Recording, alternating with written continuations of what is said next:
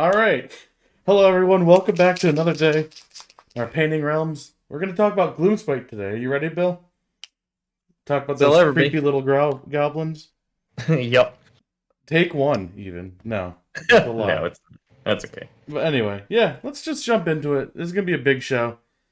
There's no time to lose. But, alright, we'll just start with the allegiance abilities that's up here. It'll be Bad Moon.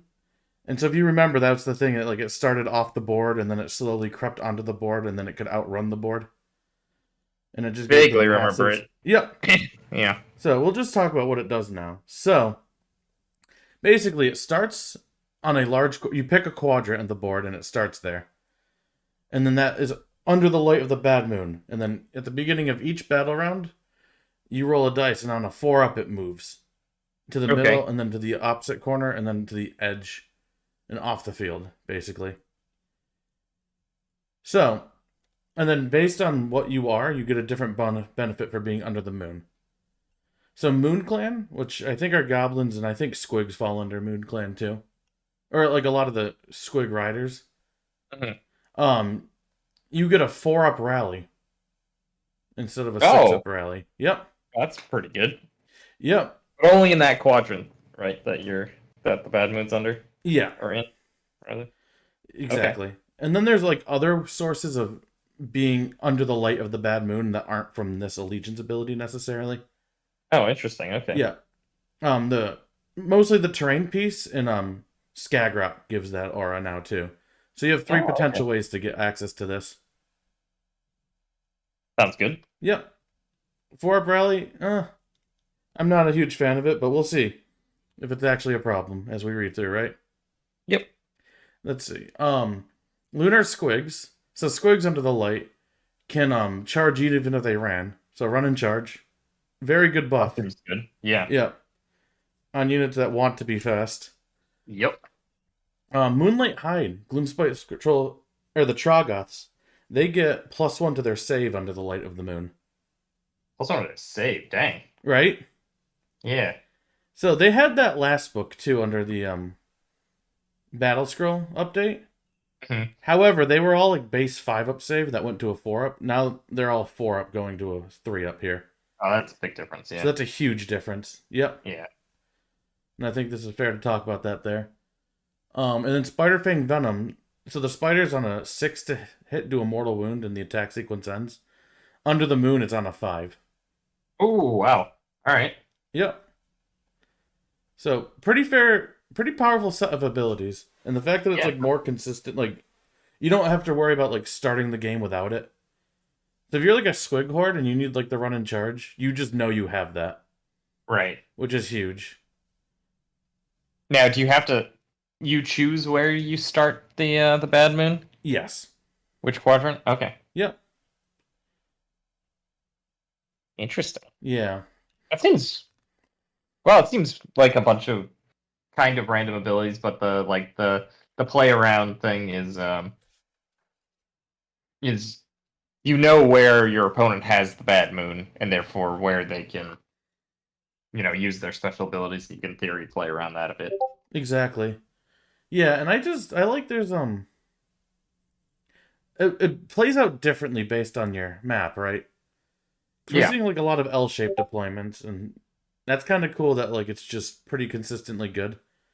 Hmm. But if you're on like half of tables, it doesn't cover your whole deployment zone either, Right. which is kind of interesting too.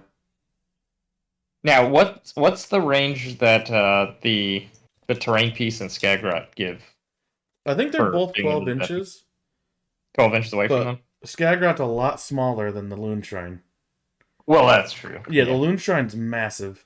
Yeah. Skagrot is this big. There you go. Oh, you have one? I have one. That's awesome. There you go. Man, you know he's like sold out everywhere now? Is he really? That's funny. We'll talk Well, I about got him why when I if we can did. get to him. But man, he's I super just got cool. him because Sheila liked the look of him. Well, he's awesome, yeah. Vaguely has a Gloomspite warband for Warcry. Oh, He's okay. not useful there at all. I don't even think you can run him, but he was cool, so we picked him up. I haven't painted him yet. There's something about just cool minis in general, right? Oh yeah, absolutely. Yeah, and like, I don't know, the Mortis engine, I don't ever run that thing, but man, I do love how that thing looks. Mhm. And one day you might. Well, I don't know. We'll see. Yeah, probably not, Probably but not. Yeah. well, maybe I Yeah. guess. But overall, like, I think this is a solid set of abilities. Yeah, definitely. Um, I like that it's not as hard to get onto the battlefield, and it doesn't have a chance to double move anymore. So it used to. There were games where like it didn't come on, and then it ran off the board. Oh, that's just annoying. Yeah. Yeah. So I don't. Like we talk about, we don't love like random stuff like this so much. Yeah, it's a dice game, but you don't need to like double down on the fact that it's a dice game so hard, you know? Yeah, and I Like guess when one roll can disproportionately affect the game so much, you know. yeah, Yeah. exactly. That's how I feel. But I also like that there's ways to control it if you're like us and who are like odds adverse. And you're like, okay, well, I can bring this hero and I can have the terrain piece. And so I can manufacture full control over this. Yeah. So I think that's a great compromise. Of Yep. like you can just have it random, spend the points elsewhere that are fun, or you can control it. And I guess the terrain piece is always free, so Yeah, it sounds like the only bit is do you want to bring Skagrod or not, but you're saying he's sold out everywhere, so I'm guessing the answer is probably yes. that's my instinct. Hmm. But let's jump through. We'll see actually. Yep. We also got 2 heroic actions and 2 monstrous actions. And I've always said, I think, since the beginning of our reviews, that I think they should delve into the heroic action aspect a bit more in these books. Yeah. And, like, I'm glad Beast of Chaos took a huge headlong plunge into them. Oh, they definitely did. Yeah, and Goblins touched upon it. But there's some really good ones here. So I'm going to start with the less good one, because it's actually pretty interesting. So it's the trolls can do it. And, if they're within 3 inches of an enemy hero or enemy unit that can carry out the heroic action, they make a 6-inch move, and they must land within 3 inches of enemy units. And at the end of the move, on a 2-up, D3 mortal wounds to everything within 1. So like, it probably is not going to do a ton, but it's like a crafty little reposition. Yeah. Like, there's probably something to that, right? Probably? Oh, goodness. Why is my stream frozen? Is it? I was like just continuously waiting for it to show up on my stream, and then it didn't. Yeah, there we go. Okay, no, it's all good. It was just me. Oh, okay. I'm glad it's Okay, you. sorry. It looked fine for me. I was paying So attention. I was like waiting to read it and waiting to read it, and I'm like, why is it not showing? And then there we go. That's why. Okay. Sorry. Okay. Yeah, it's the second heroic action on the Gloomspite page. I started with that one. Because I think we're just going to be like, oh, that's cute, and then move on to the actual meat.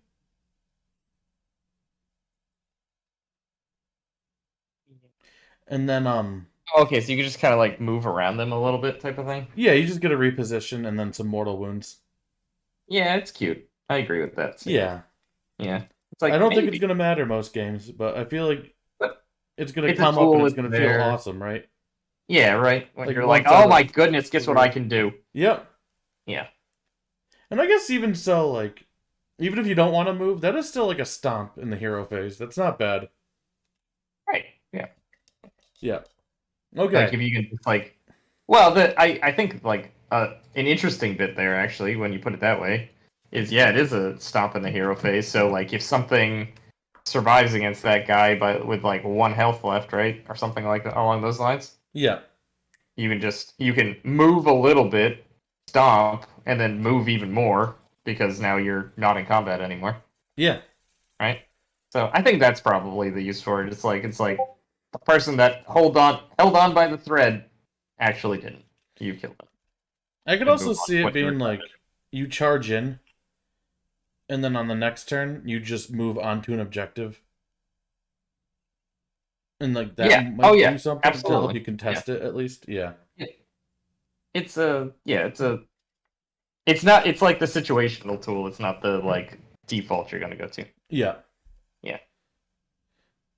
All right. And then Beckon the lunatic hordes. So this is a Moon Clan hero. And if it's affected by the light of the bad moon, you can carry out this heroic action. This hero can immediately issue rally 3 times without any command points being spent. And they must be received by Moon Clan units. Okay, so basically, you don't want to be fighting and not killing all of Moon Clan units when they're under the bad moon, is what I'm hearing. Yeah, so I'm going to ask you this. If you're a shooting army, what do you do? Right? Because you certainly don't shoot the goblins. Or, like, you have to make sure you kill them. Yeah. And these are things that can have 60 wounds, right? Mm-hmm. And I don't know if there's any shooting to that volume. And there shouldn't be in this game, right? Mm-hmm. So you get 50%. So, like, let's say you have a unit of 60, and I kill, like, 30. And even, like, with bravery and stuff, too. So then you return 15 and then 8. So you return 75% of a unit that got shot at. Because you can do it on each turn. Oh, yeah. Because it's not even, like, on your you turn. Can. Yeah. Yep. So, how do you handle that? Yeah. Well, you hope they're not under the bad moon, I guess. Yeah, I guess. Yeah. I'm really worried about that one.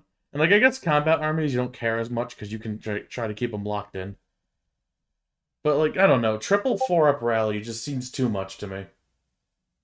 Well, I mean, so the triple part is interesting because it's not triple on the same unit. Correct. So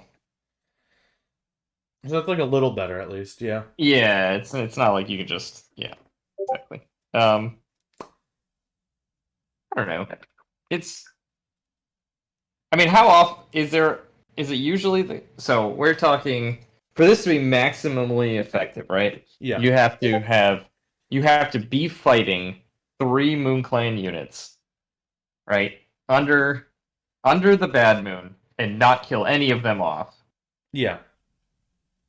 And then have this thing bring a bunch of guys back the next turn. It's probably, like, irrelevant, is what you're saying, because, like, you're gonna focus fire once you read that rule anyway. I think so. Yeah. That's my first instinct, is that this actually might not do much at all. Because, like, the times where that's going to happen, it basically is just a free command point if you want to rally anyway. Yeah. And with the off chance that it's better than normal. That's my initial impression. Yeah, I just think if, like, you're in a pure shooting army, and, like, you can't, like, remove a unit, right? Or if you're in, like, an army like Teclis, where you have, like, the Rune of Petrification and, like, his tornado thing. Like, you're forced to hit multiple things anyway. Or if you're, like, trying to hedge your bets against bravery and, like, hit a bunch of things off and, like, try to make multiple things run away. I don't know. You're probably not doing that much. But I think where we're going to see the most use out of this, honestly, is, like, turn 3 happens and they retreat with everything that, like, fought close fights. And then on your next turn, or, like, turn 3 or 4 around, right? Yeah. And then they're out of combat. Then you take your turn, and then I just have a 4-up rally on 3 units when it comes to, like, holding objectives with after, like, stuff's been whittled down. What's the other bit I'm missing here? You can't rally if you're in combat, right? Yeah, so you retreat. Yeah. And then on their turn, you rally. Okay, so that makes it even... That makes it even harder to do than I was even thinking. I was forgetting that little bit. Yeah. Of the rule. To me, it sounds like if you get it off, it's going to be like a whoa, holy crap, you did something crazy. Yeah. But I feel like it's going to be very possible to get around that, unless it's a shooting army, right? Like, but I think they were going to have troubles either way with a 4-up rally available to somebody, whether it's on 1 or 4 guy. I guess it doesn't matter because, like, as soon as you read that, you're going to focus the unit down anyway. Right. 4-up rally, whether it's... Especially with, like, a shooting army. 1 or 3 of them, yeah. Yeah. Yeah, this might not end up having enough, right? But... I don't know. I mean, it also could turn out it's insane for some reason, but to me, it seems like, yeah. I mean, it's got to force a style of play out of your opponent, Mm-hmm.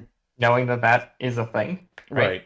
And so, I mean, there's some inherent risk there. Like, it's really hard to know every army, right? Like, I would not even know that that was a thing normally, Right. unless you play like a ton, right? So it's Yeah. actually more of a trap for like newer players playing against an army more than anything, not knowing that that is a tool in the toolbox and making a bad decision based on getting bit real hard.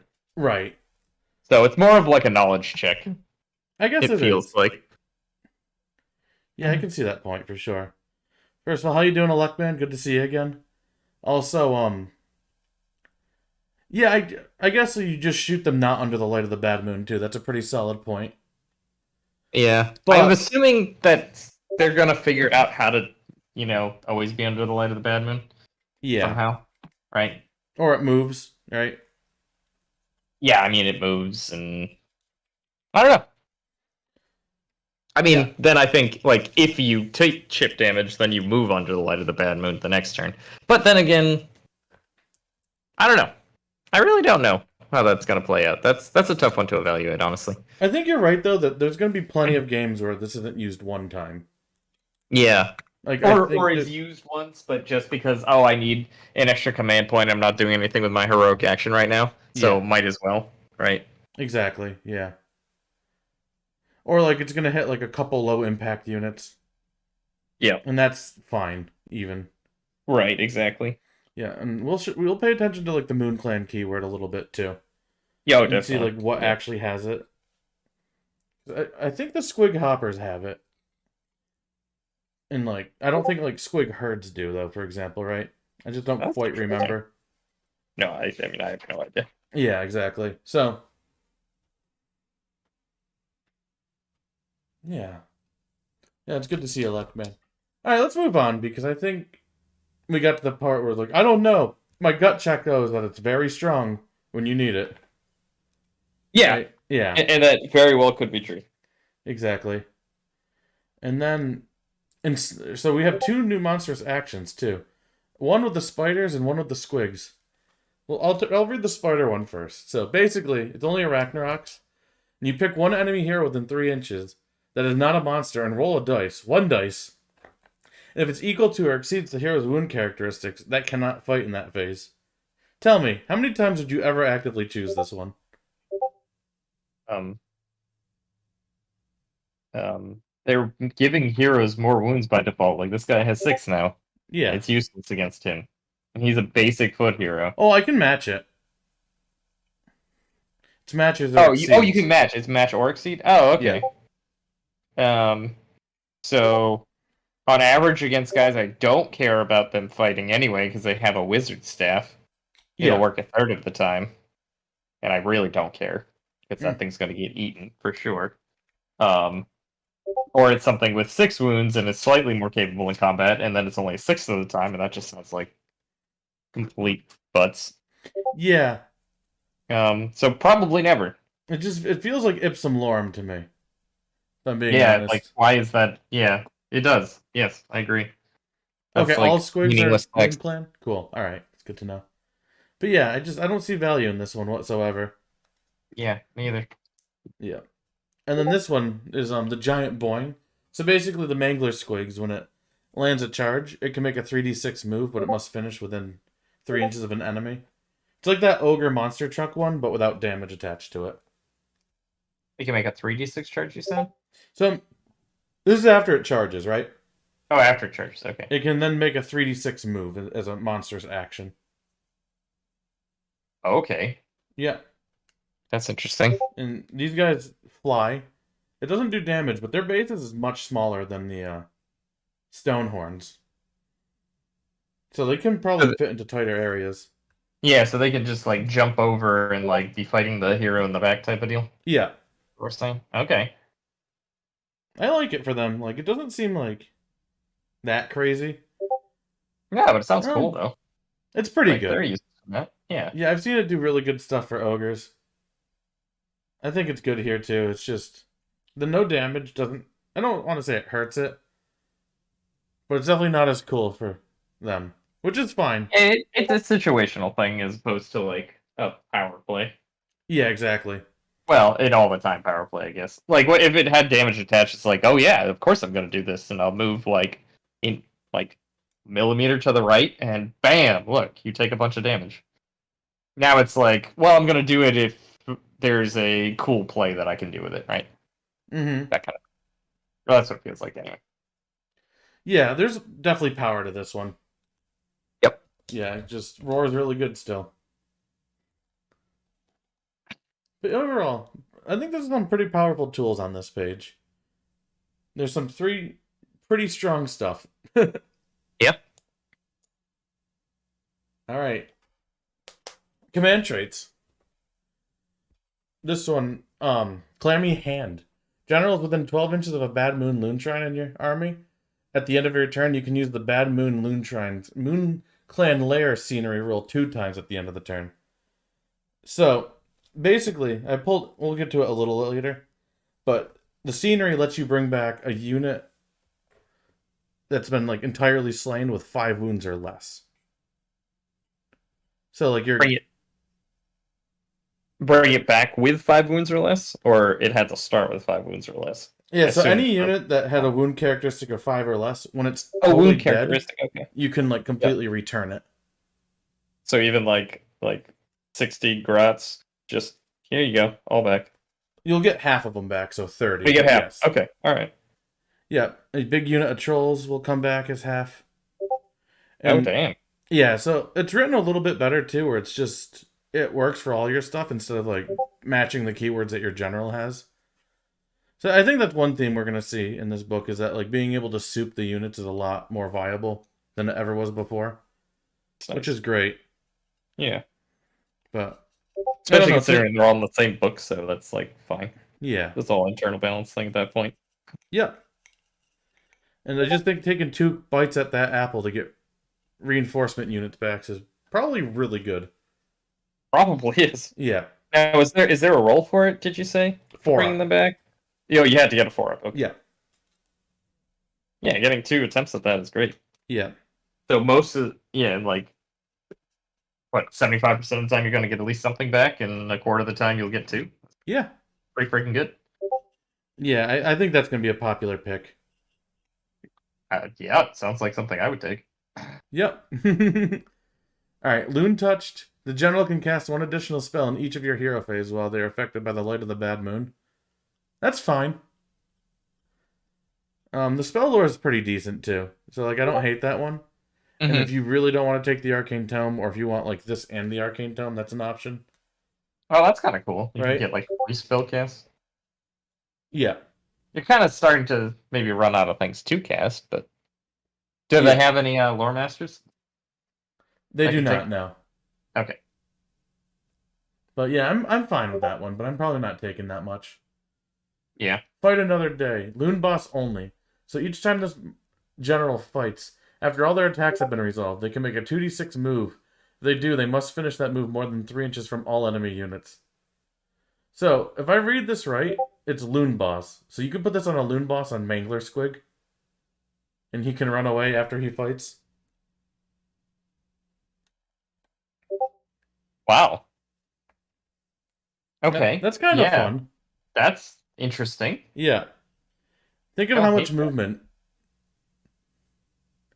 he can get. Yeah. Okay, I guess Skagrot knows all the lore too.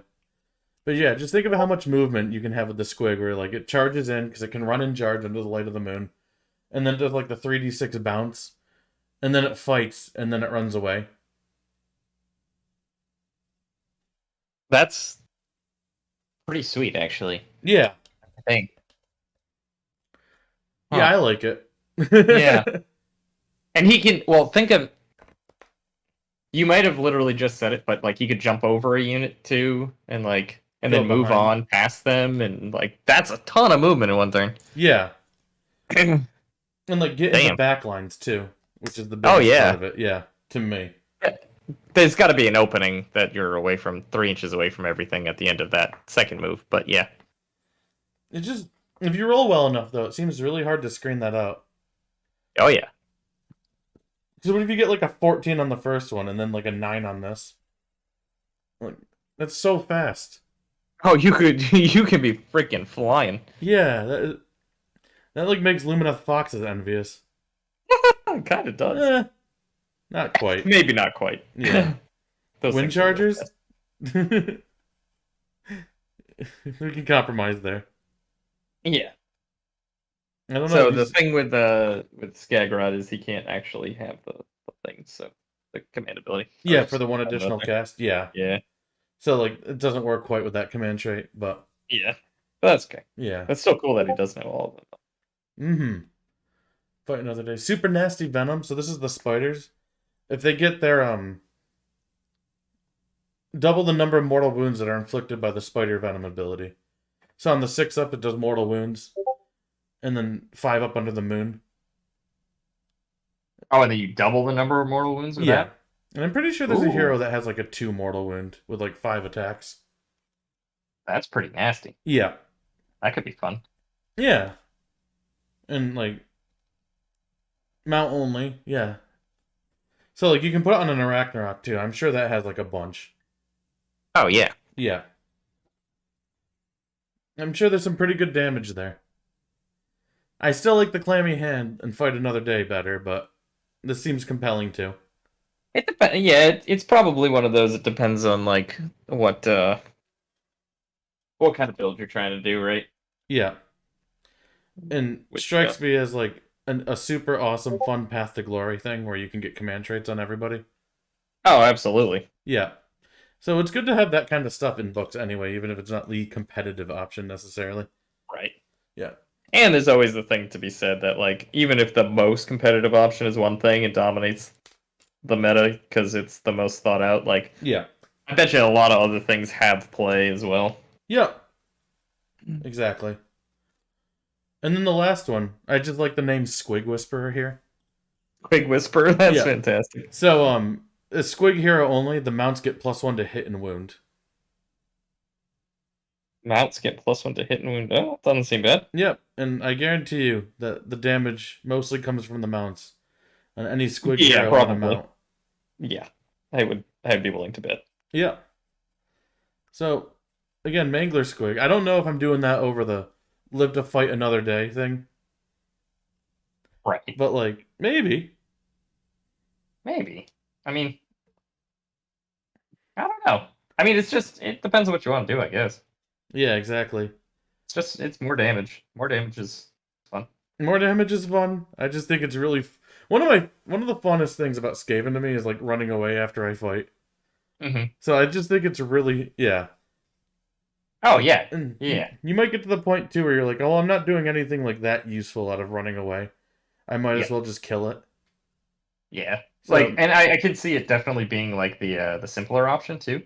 Yeah. Like, even if for whatever is if like fight another day is like tactically better and will probably win you more games if you really know how to use it, there's probably a line there where you're like, well, I don't want to put my mental effort into that. I'm going to put it elsewhere and I'm just going to do more damage to you. Yeah. And I guess there's an element too of like this one's mine being a battle tactic and taking a trait like this will hedge your bets for that. Mm-hmm. So I think that'd be good too. Loon Boss on Giant Cave Squig doesn't benefit too much.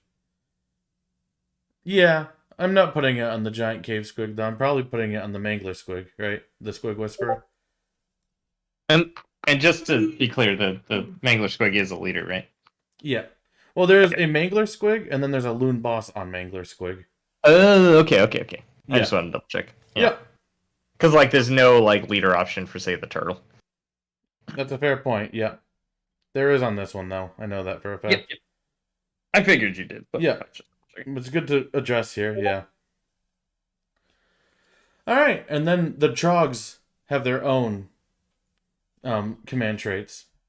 And one of them's Alpha Trog, where it gives them +2 wounds and it's a monster. I think we like that one in Enslaves to Darkness for the Demon Prince. And the Trogs are pretty good. So I think we'll like it here, too. Yep. And another monster is always good to have, especially when there's a terrain piece out there that on turn 4 gives an entire army Rend 2. I don't know which one you're talking about. But like I guess even like less narrowly, just roar on something that's like a big hammer is always good. Yep. Yeah. So I see value in that one. And then Trog Smash, once per battle. When this general fights, after all their attacks have been resolved, they can perform a Trog Smash. They do so. Roll a dice for each enemy unit within 3 inches. On a 2-up, that unit suffers D3 mortal wounds. I'm probably not taking that one much. Yeah. If it was like every combat, maybe. But I'm not in love with that right now. And then the last one is Loonskin. So if your general has this as a command trait, you can include one of the following endless spells in your army without spending any points to do so. And then it's Mork's Mushroom, Scuttletide, and Malevolent Moon. In addition, in your hero phase, this general can attempt to cast that spell that summons that endless spell in the same manner as a wizard.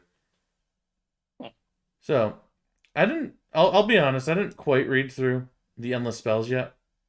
Oh, sure. I'm not sure how great some of them are. I'm sure some of them are good after looking at the beast ones, where they're all like awesome.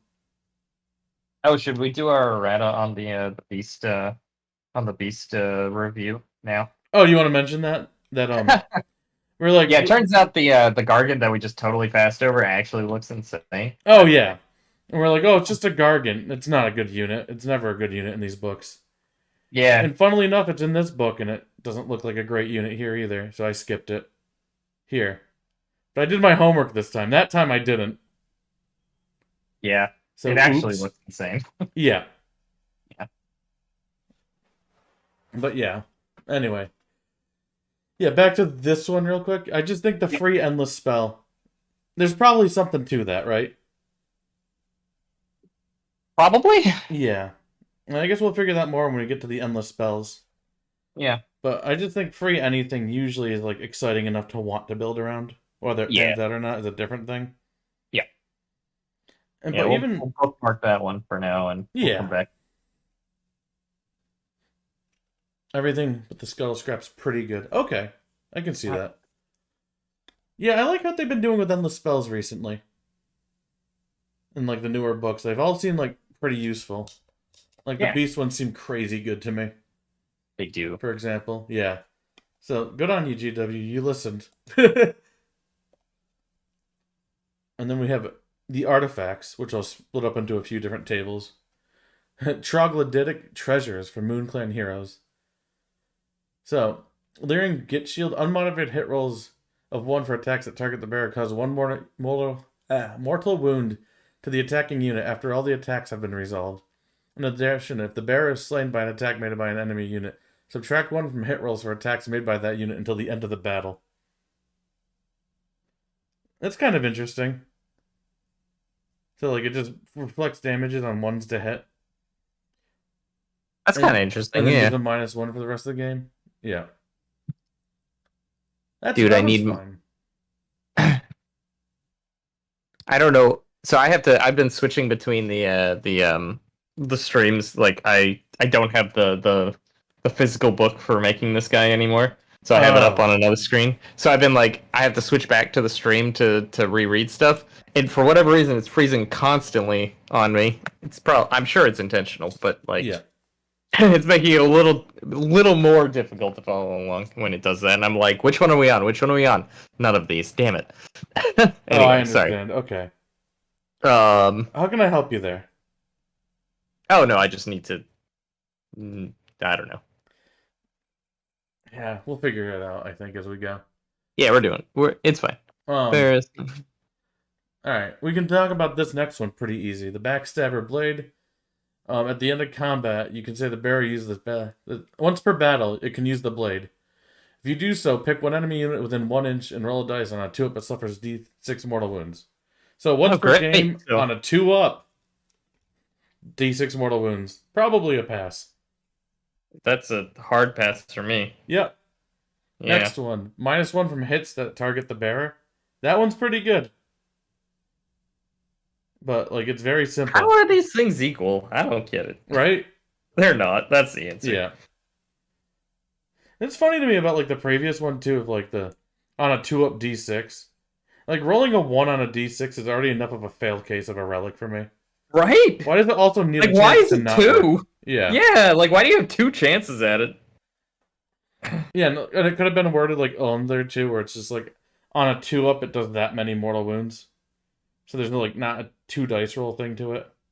Right. Yeah, I don't know. I don't like it. I don't. Yeah. No, I really, yeah. Totally agree that that is just, yeah, it's so bad. Yeah. It's just like the least feel good thing imaginable. Like, I guess the point is like when you actually get the 6, it feels real good, right? But even does it Not for the like 6 opponent. mortal wounds? But like, can't you? Isn't like a normal thing being able to somehow deal like D3 mortal wounds like somewhat consistently? Like, Yeah. I don't know. I feel like there's just no like good feeling about that thing. There's no way to evaluate it.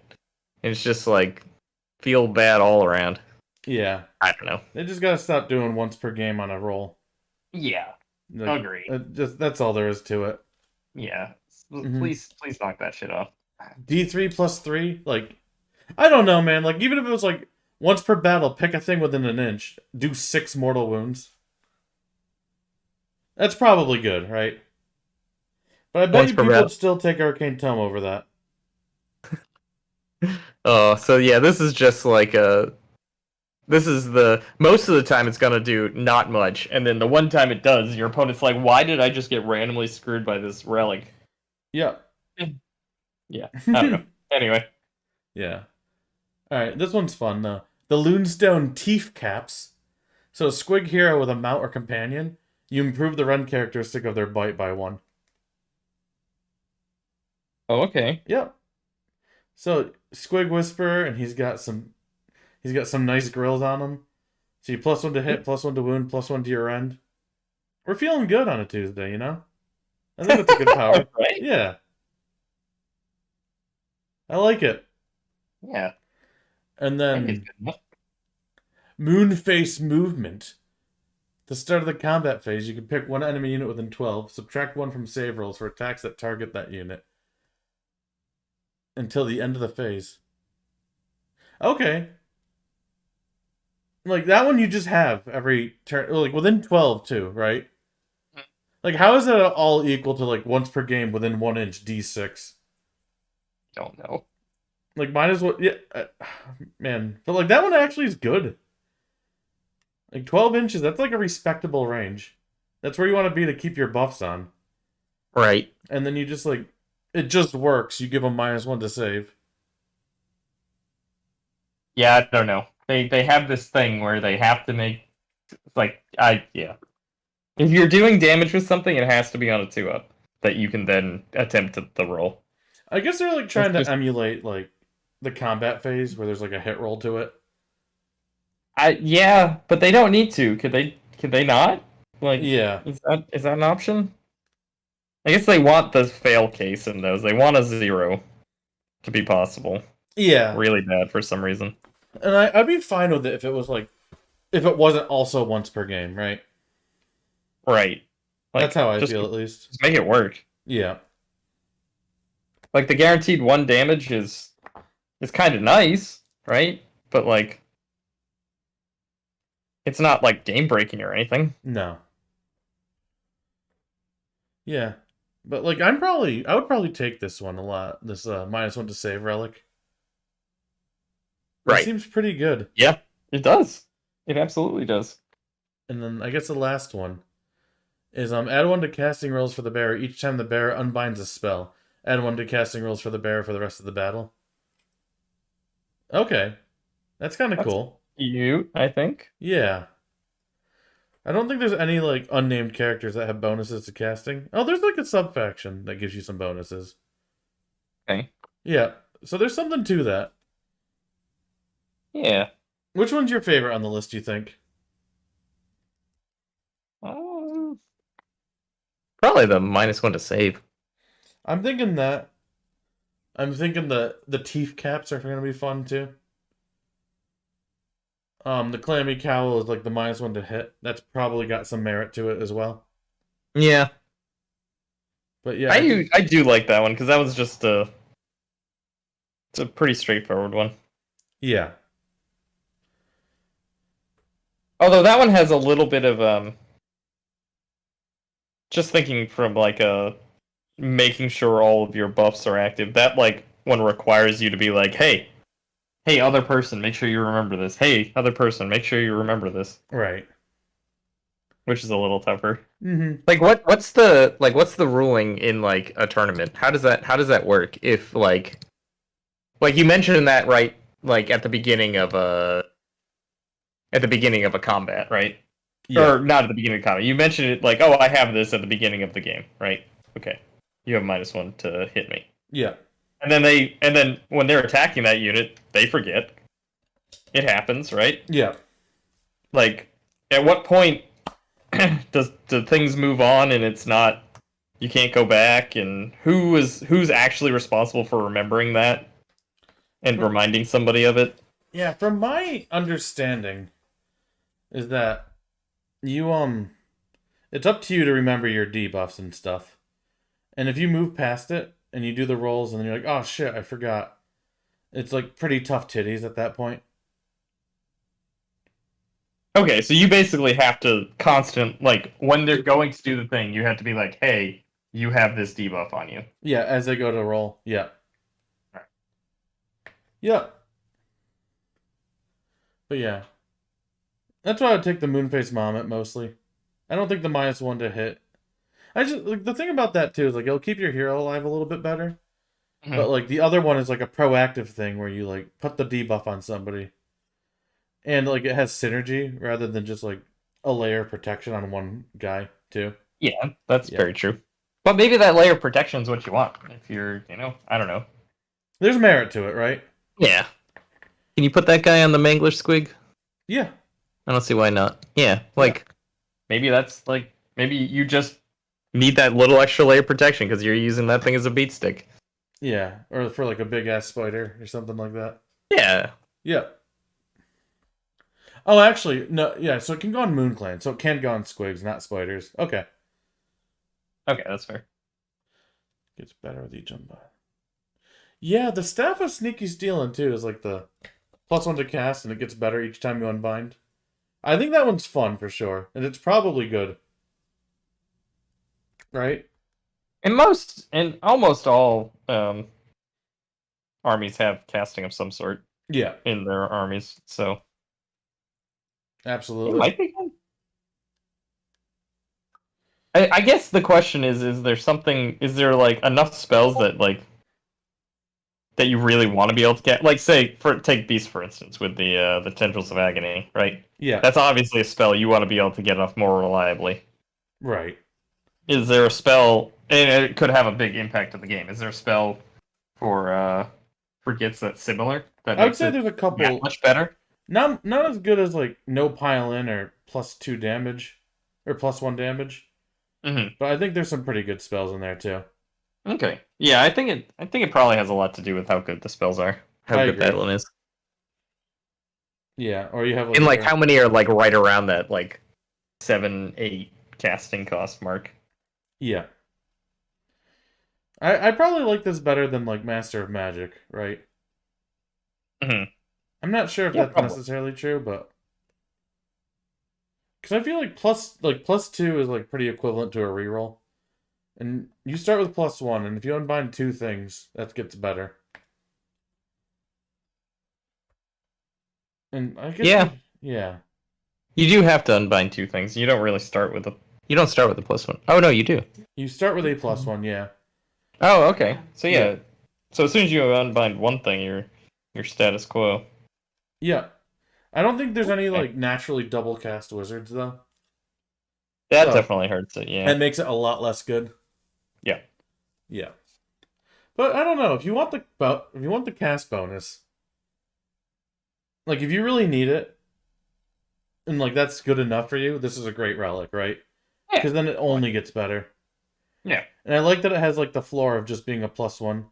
And like Flesh Eater Courts, there's like the Dermal Robe, which is like a +1 to cast, and you take that like every time. Mhm. And it's because like your other stuff's not as good as like the other stuff in here still, but like Right. it's good enough. Yep. Yeah, so it'll probably see use. Yeah. And then we have another page of relics. Some of them are spiders only, and some of them are trogs only. I'll say the Trogs are probably some of the funniest relics in this game. Okay, let's do But it.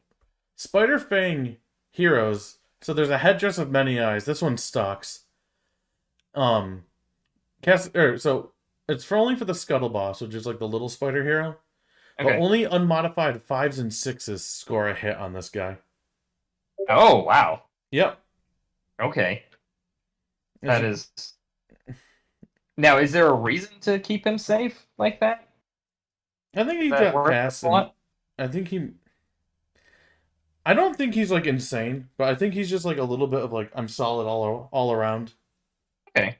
and I have like a good amount of damage, and I took the command trait that makes me deal double with my spider venom, and I think he's a wizard too. I'm not sure though. Okay. I guess we'll get there, but So he might be in combat. yeah, Okay. and like if you need to keep him alive for whatever reason, that's a good way of doing so.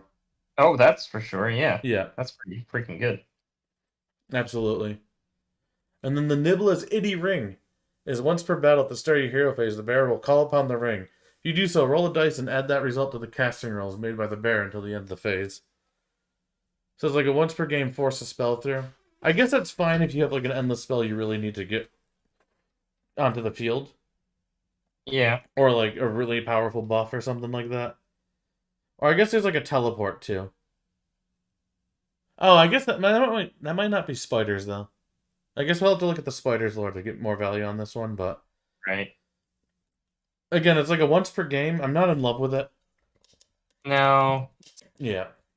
Yeah. Last one, Totem of the Spider Gods. So if Spider Fang units are wholly within 12 of the bearer, add 1 to the mortal wounds caused by the Spider Venom ability. Those units if it's an unmodified hit roll of 6. So it's like the Sludge Raker ability where it's like everything within 12 on 6s they do in 1 additional mortal wound. Mhm. Designer's note. I know under the Bad Moon it says you get it on a 5 or 6. It's still just a 6. So like that's and like Cruel Boys, that's proven to be a decent ability for that army. So like I think that's probably a worthwhile relic slot too. Mhm. More damage and a pretty decent sized aura. Especially when you put it on top of like an Iraq rock and this thing's huge. Yeah. Yeah, I like that one too. Okay. Out of those, I think Headdress of Many Eyes and Totems are like both worth taking. That's two out of three. That's a pretty good rate. Can't lie. We've seen worse, that's for sure. Yeah. And we got the Glinty Gubbins that Trogus found. This is the last relic section. Yeah. So we got the Glowy Howsit. The bearer has a ward of a 4-up. At the end of each phase, if the bearer was allocated any wounds in that phase and were not negated, roll a dice on a 1. The bearer eats the Glowy Howsit, and it cannot be used again for the rest of the battle. So that's a significant improvement on what it was. And what it used to be was every time you rolled a 1 on your ward, it was gone forever. Okay, yeah, that's a huge improvement. Yeah. Like that went from like, well, that's nothing to like, oh, that's incredible. Yep.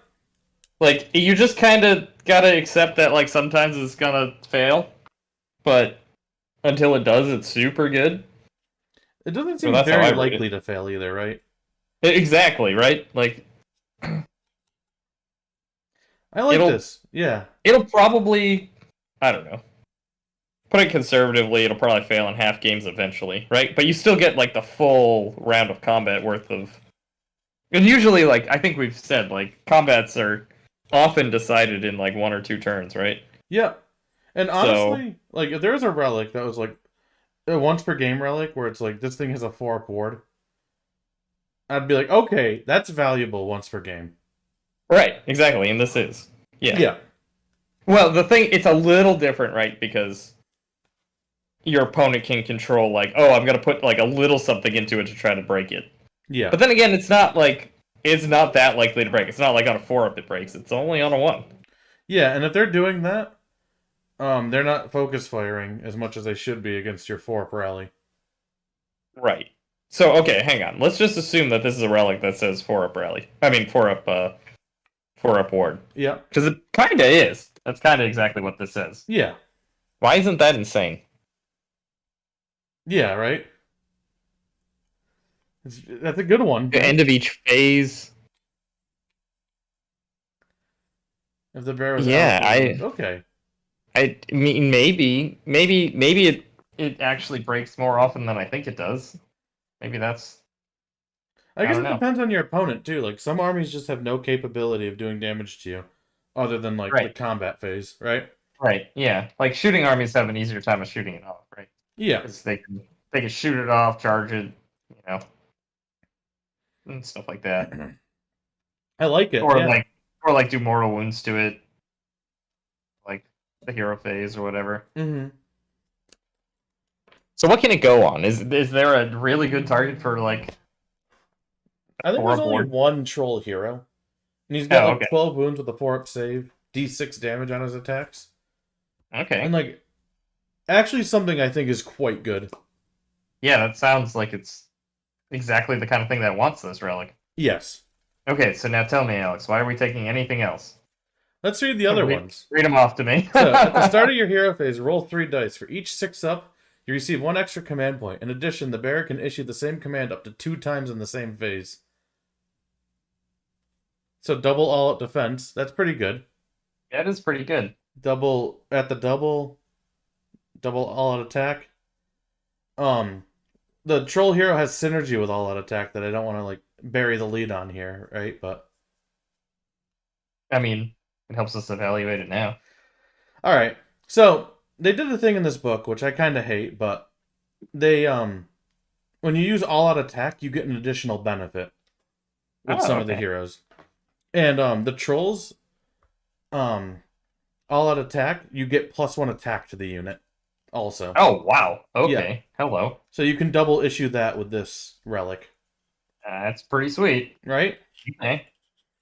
Well, I asked you to show me a reason why I would take something else, and you might have. That's a pretty good reason, yeah. That's pretty good, yeah. And then, my favorite one by name alone is the Pet Gribbly. The Pet Gribbly, okay. It adds 1 to the bearer's wound characteristic. In addition, each time a wound is allocated to the bearer and not negated, roll a dice. On a 1, the Pet Gribbly is squished. When the Pet Gribbly is squished, the bearer becomes enraged. And for the rest of the battle, you add 1 to hit and wound rolls for attacks they make. That's very silly. Yeah. His little guy died and he gets sad.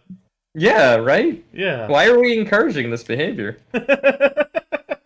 Here, have this little guy. It's going to You're going to get real sad when he's squished. Yep. That sounds horrible. Why are we doing this to Straga? I just like that it's a Pet Gribbly. There's something great about it being a Gribbly.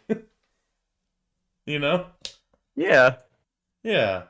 That's really funny. But even that one's decent. It's like the least good one. But I feel like it's better than like some book ones altogether. You know? These all seem really good so far. I'm not gonna lie to you. It's like I'm bringing trolls. Yeah, it sure seems like it, doesn't it? Yeah. Yeah. Yeah, I like the double command one the most, I think. The 4 board's probably just good, though. Yeah, I guess it depends on what you want to do with the guy, right? Yeah. If he's your beat stick, you're running a ward. You're running the ward. If he's more of a support piece, then yeah, get him with the commands. Yeah, I guess if you're looking at troll army, you still want like 2 foot heroes just to get your other artifact here. Yeah. And then, well, yeah, if you run 2 of these guys, right? Yep. Have 1 of each, and then 1 complements the other. Exactly, yeah. That seems pretty good. Yeah, it looks like we're playing trolls in this book. It sure does. Yeah, I really like them. What's their bad moon effects again? +1 save. Oh! Nothing too good. Alright, you want to talk about spells? The points better make up for this because they sound pretty good right now. Oh, we'll see. Okay. We'll see. Remember when I started this show being like, I'm a little bit concerned for this book? Yeah. Yeah, we'll continue on. All right, let's go. All right. Itchy Nuisance, value 6, range 18. Pick one enemy within range, and you give them strike last. That's an impactful ability. Yes, it is. Which is a good thing for that like spell or that relic that gave you the bonuses to casting based on +1 plus the amount of stuff you denied. Yeah. Yeah, so like getting that off pretty consistently. That's pretty good. That is good. Yeah. Yeah. Let's see. Nick It is value 8, range of 12.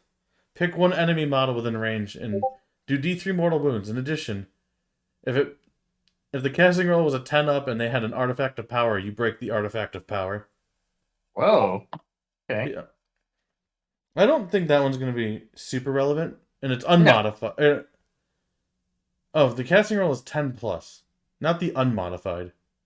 Oh. So if you build up to like getting a bunch of bonuses to cast, it'll make it easier. Throw that thing at it. Yeah.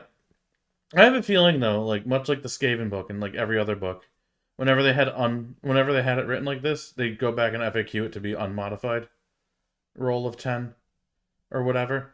They do. They like do it every time. They're like, "Hey, isn't this gonna be cool?" And then they're like, "It's like." Yeah. So I have every bit of faith that they're gonna do it here too. So don't get too excited about that, or do it real quick before they get it. Be all sneaky about it. Yeah.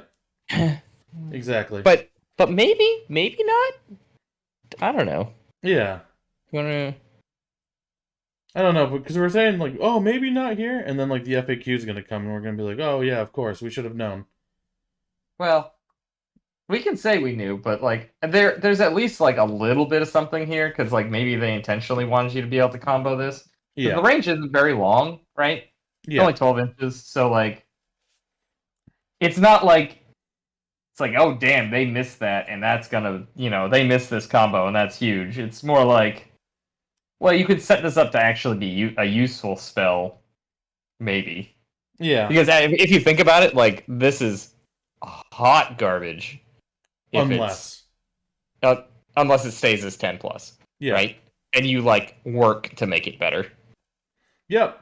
And this reminds me an awful lot of our Slaves to Darkness conversations about the Tzeentch spell being like, oh, it's such a limited range. Maybe they didn't intend to have, like, the can't move after teleporting thing tied to it. And then the FAQ came. Yep. And then they can't move after they teleport. Yep. Which is like the 9th time they forgot that text in the book this season. I know. Or this edition. All right, so we'll assume it's gonna change, but if it does change, this is hot garbage. And if it doesn't change, then I think it's useful. I agree. Either way, it's still probably not as good as Itchy Nuisance. Probably. Yeah. But like, maybe it's like a meta call at that point, right? Yeah. Yeah, I can see that. Because it's like, I don't know. Mm-hmm. Kind of like, I don't know, if some relic is just being super stupid in the meta, you take this and be like, alright, we're nicking that. Yeah, and then get it out of here. Ha, get it? I said nick it. Yeah, that's why it's named that, as a matter of fact, Bill. Yeah, I know. That was the joke. Alright, let's see. Squigler, casting value 5, range of 18. You pick a Squig unit and they get to reroll charge rolls. You might ask yourself, Alex, why don't you just use at the double here? The answer is because Squig herds can't receive commands. That's just written into their war scroll. Squig herds can't receive commands. Yeah. Okay. I suppose that makes sense. Huh? I said, I suppose that makes sense. Yeah, they're a very weird war scroll. We're going to have to talk about them a lot, I think, but I guess if you need the reroll charge on that Squig unit, yeah, you have it here. And I guess it's better to use a spell slot than a command point. It's true. Yep. Dude, this instruction booklet is all kinds of wrong, and it's a little frustrating. Oh, for the Cygor? Oh my god, there's so many wrong numbers in this thing. Is it because it's ancient Holy beyond crap. ancient? I mean, it's actually like not that bad of a kit. It Yeah. looks normal. But yeah, like the early plastic stuff, like End Times era, there's like a lot of issues in them for some reason. yeah, it doesn't feel like so like when I think early plastic, I'm thinking like Chaos Warriors, right? Like the old kit. Yep. Where everything's like super blocky and stuff like that. This isn't that. Yeah. This looks relatively modern. Yeah, But, yeah, I the know what you instruction mean. booklet is It's just like the Seraphon dinosaurs are like exactly that too. oh yeah. Or like everything is just completely mislabeled for some reason. It's very frustrating to make because Yeah. you're like, hang on, this doesn't work at all. Yeah. These pieces don't go together. I spent like 5 minutes at the beginning, like one piece. I'm like, this doesn't. How does this fit together? It doesn't. And then I was like, wait, last time I built this, did I have the same problem? I probably And you did. sure did. And yeah, and then it was like, oh, it's because it's just a totally different piece. Mm-hmm. Okay, there we go. That's annoying though. But look at that handsome boy. Look at that handsome boy.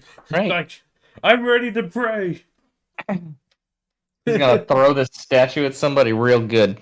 Oh, you did a little kit bash. No, this is all default. Oh, is it really? Yeah, this is a totally different way you can build it. Yeah. I had no idea. Yeah. So here are the two. I don't know if you can even see them. I can't see my I own can see camera him. right now. Yeah. Yeah. But like the left one has like the Garden of Moor statue on it. And I'm just not used to that, Cygor. Yeah, no. I was like, I might as well build the other one. I have two. So here we are. I like that a lot, man. That's really cool. Yeah. That's awesome. Alright, we got one more spell though. Okay. Okay. Casting value 7, range of 24. Pick one Gloomspite unit more than 3 inches from enemy units, then it's wholly within range and visible to the caster. You can remove that unit from the battlefield and set it up anywhere on the battlefield more than 9 inches from enemy units, and it cannot move in the following movement phase. Ah, they remembered it this time. Hey, they did it. Teleport is good though. There's no way around teleport's good. that. Yeah. It's a teleport. You can't do it outside or when they're in combat already, but Yeah. that's okay. Teleports are good. Are there bonuses to charge in this book? There's like rerolls. I don't think there's many bonuses. I could be wrong though. But we'll keep an eye on that. Yeah. But That there's some optimistic ranged teleport, units too that are pretty decent. Okay. So you can reposition them nicely? Yeah. Okay. Absolutely. I mean, teleports are always good, right? Like, Yeah. Everyone's always going to find a use for this. Yeah, for objectives mostly, but yeah. Yeah. So like it's good to have one. It's casting value 7, so you want to like hedge your bets on that. That might be one of the reasons to take that artifact too. Yep, absolutely. Or if you deny it a couple times and you get on a 5, it's way easier. Yep. Than getting it on a 7. Yeah. It's a little hard to utilize early game, but Yep.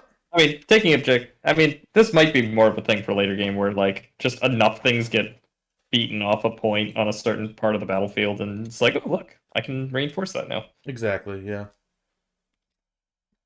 I think it's good. Yeah. Yeah. Overall, though, we have like 3 very good spells, I think. With Itchy Nuisance, Squiglure, and Hand of Gork. Mm-hmm. And Nick It is like what you said, depends on how that FAQ rolls around when it comes. Yeah. Could be good, or it could just be like not great. But you know? Yeah, it's like 4 is good. Yeah. Yeah, Nick It. Yeah. If they leave it as is, like, maybe. There's at least a combo to make it okay. Yeah. If they change it, yeah, it's total hot garbage. They probably don't need to change it, but I can see it happening, right? Yeah. Yeah. Alright. Next spell lore. Spiders. Scuttling Terror. So it's Terror is a spell that has a casting value 6, range of 18. Pick a friendly Spider Fang unit within range. And that unit makes a normal move. That's really cool, actually. Yeah. I agree with you. Yeah. Just a normal move. It's like the Lumineth double move one, but it's just a move. That's great. It's limited to spiders too. I don't feel are very good right now. Some of the bigger ones are pretty solid, but like the little guys, Right. I'm not thrilled with. But there's value here. If you're running Yeah. spiders, you're probably running one of these. Sneaky Distraction. Casting value 7, range of 12. Till your next hero phase, subtract 1 to hit rolls for attacks made by enemy units while they're within range of the caster. So that's probably good, because you have like some fast-moving little heroes. And you can just like put them right in the middle and have an aura -1 to hit.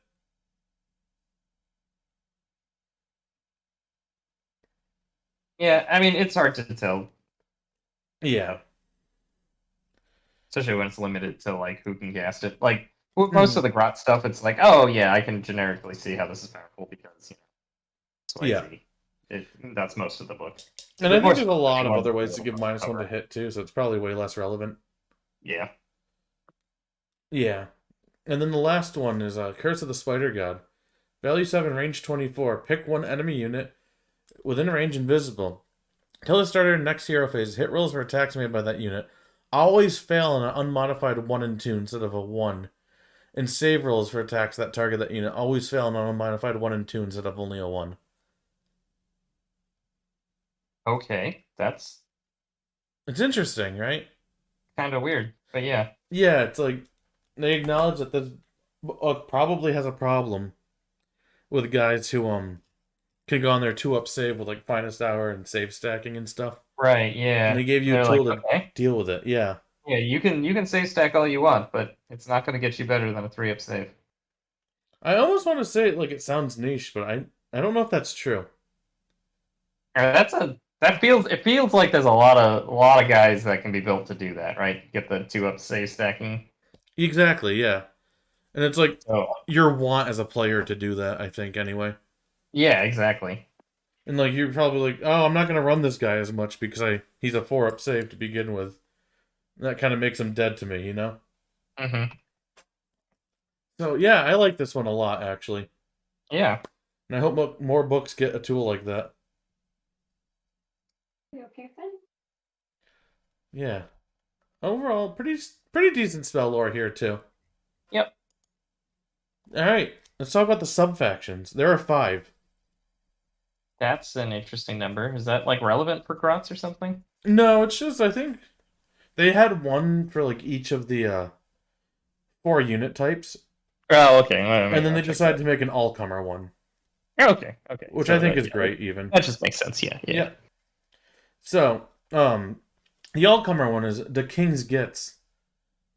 And if you command a King's Gitz army, you can reroll the dice when using the Moon Loon Shrine's Moon Clan Lairs ability. So the thing that lets you return the half of the unit, you reroll the dice for that. Oh, okay. Pretty good, right? Yeah, especially if you can get 2 of them. Yep. That's Damn. a very obvious initial build, but I think it's gonna be a good one, honestly. I mean, yeah. And do you run like just a bunch of MSU with that, and just like to just keep the points flowing back? I think you can build for that, but I don't think you have to either. No, I'm not saying you have to. Yeah, but like that's Right. probably a fun build. Yeah, just. Yeah. And now that works for everybody, right? Yep. As long as they have the low enough wound characteristic. Yep. Hmm. It's cool, right? Yeah.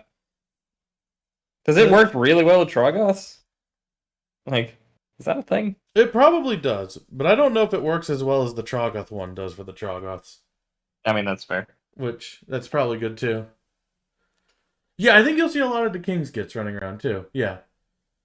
And, the Spider Curse thing might have been how it always was, but, I don't know anyone who's ever played spiders. Never mind played against spiders ever, so maybe it was always the thing. Yep, that is fair. Yeah. But I like it, and I want to see more of it, regardless.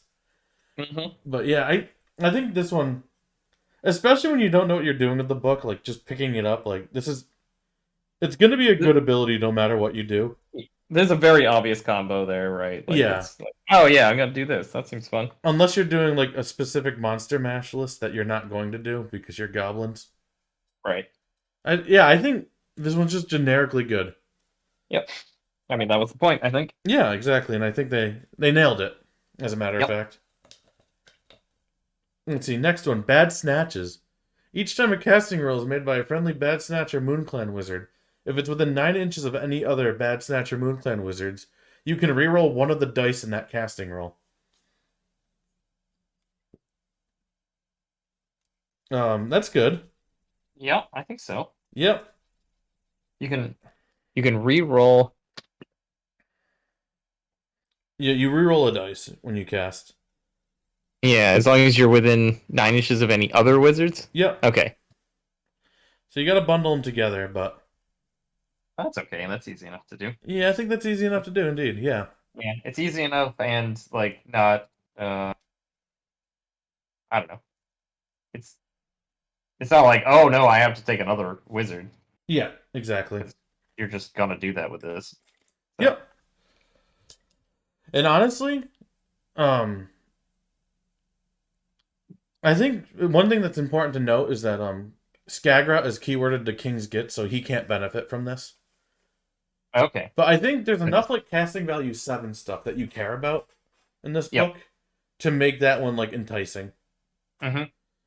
Especially like the teleport, the itchy nuisance is on a 6, but like getting something like that off more consistently is probably like make or breaking for your game. Sure could be. Yeah. So I like that. I think that's a pretty enticing subfaction. I think I like King's Gitz better personally, but I can see the appeal here. Yep. And actually, let's say the relic thing doesn't change, right? Yeah. It's on modified 10. And then you can get bonuses to cast and reroll a die. Yeah. You might just be sniping out relics that come close to you. Which would be kind of cool, honestly. Yeah. I like it. Yeah. It's definitely different, right? Yep, absolutely. And like that's just more fun than like a +1 to cast subfaction too, right? Probably more fun, yes. It adds rerolls to the game though. Yeah. But it's more interesting. I think it's like It's not like an excessive amount of rerolls, like rerolling attack dice and stuff. it's not an excessive amount, and there's also like a little element of like decision making into it, rather than just like math to it. Right. Because you can roll like, oh, I got it, but like it's gonna be very easy to unbind. Do I re-roll it? Right. Yes, And, that is very true. and like it just adds like more. It's like another skill check, right? Yep. Which I'm always happy to have those in this game, rather than just like pure math. So I like it here. I like rerolls and like casting, and like maybe like heals. Like things that are like 1 or 2 dice you get to reroll. I think that's fine. Yeah, I agree. Yep. Yeah. I see why Bad Snatches is a favorite. I like some of the other ones more, but I see it. Right? Oh yeah. Yeah, no, that seems very good. Oh yes, the Maws of Jork, as they call them. This is the Squig one. So add 1 to the attacks of all the bite weapons if they made a charge move in the same turn. That one's like kind of the brain dead go forward one, but like that's okay to have. I like brain dead go forward ones. Yeah, those are usually my favorites. Exactly. Yeah. And we can always, and then like the Squigs having 1 more attack. A lot of these are like 2 attack things, so it's like 50% more attacks. Yeah, that sounds great. Yeah, I'm all for that. Yeah, and it's like, I don't know. Yeah, that sounds great. Like, the Squigs and the Trolls are my favorite things in this book. The Trolls are my favorite thing, easily. Mm-hmm. I like the Spiders, because I like that they're kind of techy. Oh, sure, yeah. But, like, I think the best way to run this book is to make it soup now, which is great. Yeah. Yeah. And then, there's not much to say about Jaws of More, because they're just good. If you like Squigs, you're gonna run them. Yeah, right? Like, if you're running a Squig list, you run this. Yeah. And then you get more attacks, and you feel good. Alright, and so here's the troll one. So each time a Glog's Mega Mob Troggoth unit fights, after all of its attacks have been resolved, the effect of its regeneration or greater regeneration ability is triggered. What is that? I might So ask. what that is at this so regeneration is at the beginning of the turn, you heal D3. It used to Okay. be at the beginning of your turn on a 4-up heal D3. Now it's at the beginning of the turn heal D3. Oh wow. And the sub faction says after you fight heal D3. Can you bring units back with that or models back with it? You Or cannot, no. okay. But that's like a lot of longevity. Oh yeah, no joke. And the greater regeneration's D6 on the hero. So each time That's it pretty fights good. and at the beginning of each turn you're healing D6. It's a lot of health. That is a lot of health. Okay, here's the question now. Yep. Okay, how many wounds do they have normally? I guess the first question. Regular trolls are 5. I think like there's a thing called Troggoth that's just a monster with 10. And the Trog boss has 12. Okay. So the question I'll pose is it better to just have the reroll for bringing trolls back from the dead entirely? Is that actually going to get you more over the course of a game? More wounds back? I guess it depends. Like maybe it's good to look at that, but like I feel like that ability does nothing for your heroes. But like That's having a true. hero that's healing D6 4 times a battle round That's pretty good. yeah, with a 4-up ward, Oh my god, yeah, that's right? true. Like how do Yeah. you kill that thing? You don't? Yeah, I guess you'd put like Mega Gargantworth. And then under the light of the bad moon, they'll be on a 3-up. And then you can all out defense them. And like one of them lets you out defense multiple things. Right? Yeah. Yeah, it's a fair point. Yeah. I don't think you can do anything to that, actually. Yeah. And like maybe like a big thing of fulminators that could bring down a Gargant that's like buffed up. Like you need a dedicated hammer is my point, right? Yeah, you need to be throwing something good in that. Yeah. Or else that thing's just gonna live and now does it have good attacks too? Like is it worth running? I think it is. Okay. I think it is. And I think it's just pretty cheap is the thing. So if I recall right, it's like 3 attacks, 3s, minus 1 or 2 D6 damage Mhm. for the hero. And it's like 200 points. Oh, 200 points, you say? Yeah. Oh. And we can run multiple of these. Yeah, exactly. Oh boy. That sounds very unkillable for 200 points. Yeah, that's what I mean, right? Like, I think it's good. Yeah. Oh, yeah, I guess rock guts are 4, not 5. Okay, alright. But, yeah, and yeah, the unit ones are 4s. But, like, I think there's value there. It sounds like it for the heroes, for sure. Yeah, and I just think there's going to be, like, a case, too, where, like, it's better to keep them healthy in the position where they're on the board rather than, like, die, come back, even though it's more wounds, but it's out of position to do your scoring. Yep. Yep. Right? Well, see, I think the regeneration just, like, on one guy, the extra regeneration probably isn't going to be meaningful, is my thought. Right? Yeah. Because you're going to get it the next turn anyway, right? Mm-hmm. So, like, the time it's good, so they can only take 3 wounds and still have it be useful. So they can have 1, 2, or 3 damage on them, right? Yeah. So, in the average case, they're healing 2 of them. And so I guess in the average case, for the damage they've taken, they've only taken 2 damage. Mm-hmm. Right? Right. So it's kind of one of those, like, they're probably gonna fully heal that one guy. They're either probably gonna feel it, or, like, on average, they're gonna heal it all the damage. Mm-hmm. And sometimes overheal anyway. So I don't think the extra regeneration on them is super meaningful. So it's is it worth it for the heroes? Is the regeneration worth it for the heroes? Well, what I think is going to happen, too, is, like, you're going to have to multi-charge these things to bring them down. And then they get a heal between first wave attacks and second wave of attacks. And you're probably going to keep them alive through that. Oh, that's true. Oh, that's true. Because it's Yep. after they fight, right? Yep. Oh, that actually... That actually makes it worse sometimes, though, too, right? Because the regeneration can go off before they actually take the damage. Yeah. Any damage. So you kind of have to let them get hit, which isn't exactly what you want to do. That's a little anti-synergy, kind of, too.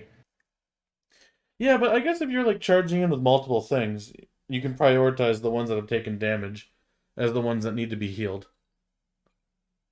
Yeah, I mean, I think my point is, like, for the smaller trolls, it's probably not...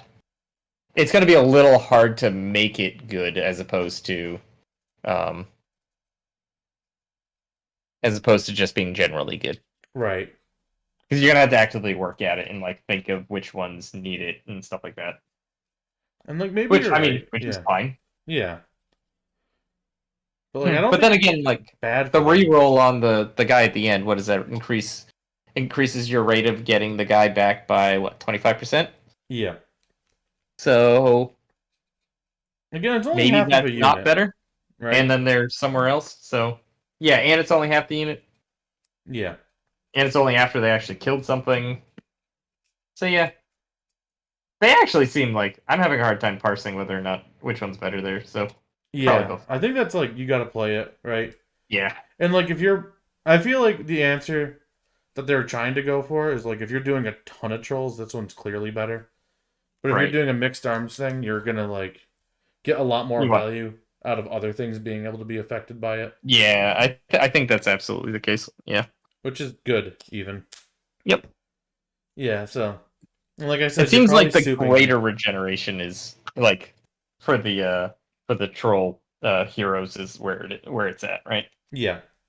Like, if you have a few guys with that, then this is clearly better. Yeah, or even like the bigger troll, like even if it's just healing D3 with its 12 or 10 wounds, right? Yeah, that's true. Like, yeah, it has enough wounds to make it worth it, right? Like, yeah, you're not gonna... exactly. It's probably going to be meaningful. Yeah, I agree. All right, and then one more is the Grim Scuttle, which is the spider one. And basically, what the Arachnaroks get to do, like the ones without anybody on them, is they get to like deep strike. And the Grim Scuttle says that you're allowed to pull 2 units with him as he deep strikes. Okay. Yeah, so I think initially this one's not going to see as much play because I think there's some other like raw value ones that are definitely just very good. Right. But then like I don't know, like maybe there's like enough value with deep striking with the Arachnaroks that we're gonna see this one play more. But I don't know. This one seems fringe to me, but it seems really cool. Yeah. I think it depends a lot on the warscrolls too. Depends a lot on the warscrolls. Yeah. Yeah, if the warscrolls are there, then maybe. But if they're just kind of like as good as the other stuff, probably not. Yeah, that's what my gut instinct is too. Yeah. Because like it's definitely a good ability to be able to deep strike extra stuff. But Now, like, can you deep strike anything, or does it have to be? So the Arachnarok can pull 2 of anything with it. Okay, that's kind of cool. So it doesn't have to be other spiders. Yeah. Okay. Oh, I mean, that gives it more it play. does. Never mind. Oh, it does? Okay, alright. Yeah. I kind of thought it had to be. I kind of like was like, oh, that's weird that it doesn't have to be. Okay, that's neat. No, there it is. I think that would have made it way cooler if it didn't have to be honest. Yeah, but also, like, then it's kind of an all-comers one, a little bit more so than probably what they wanted. Yeah. So, that makes it a lot worse, I think. I agree.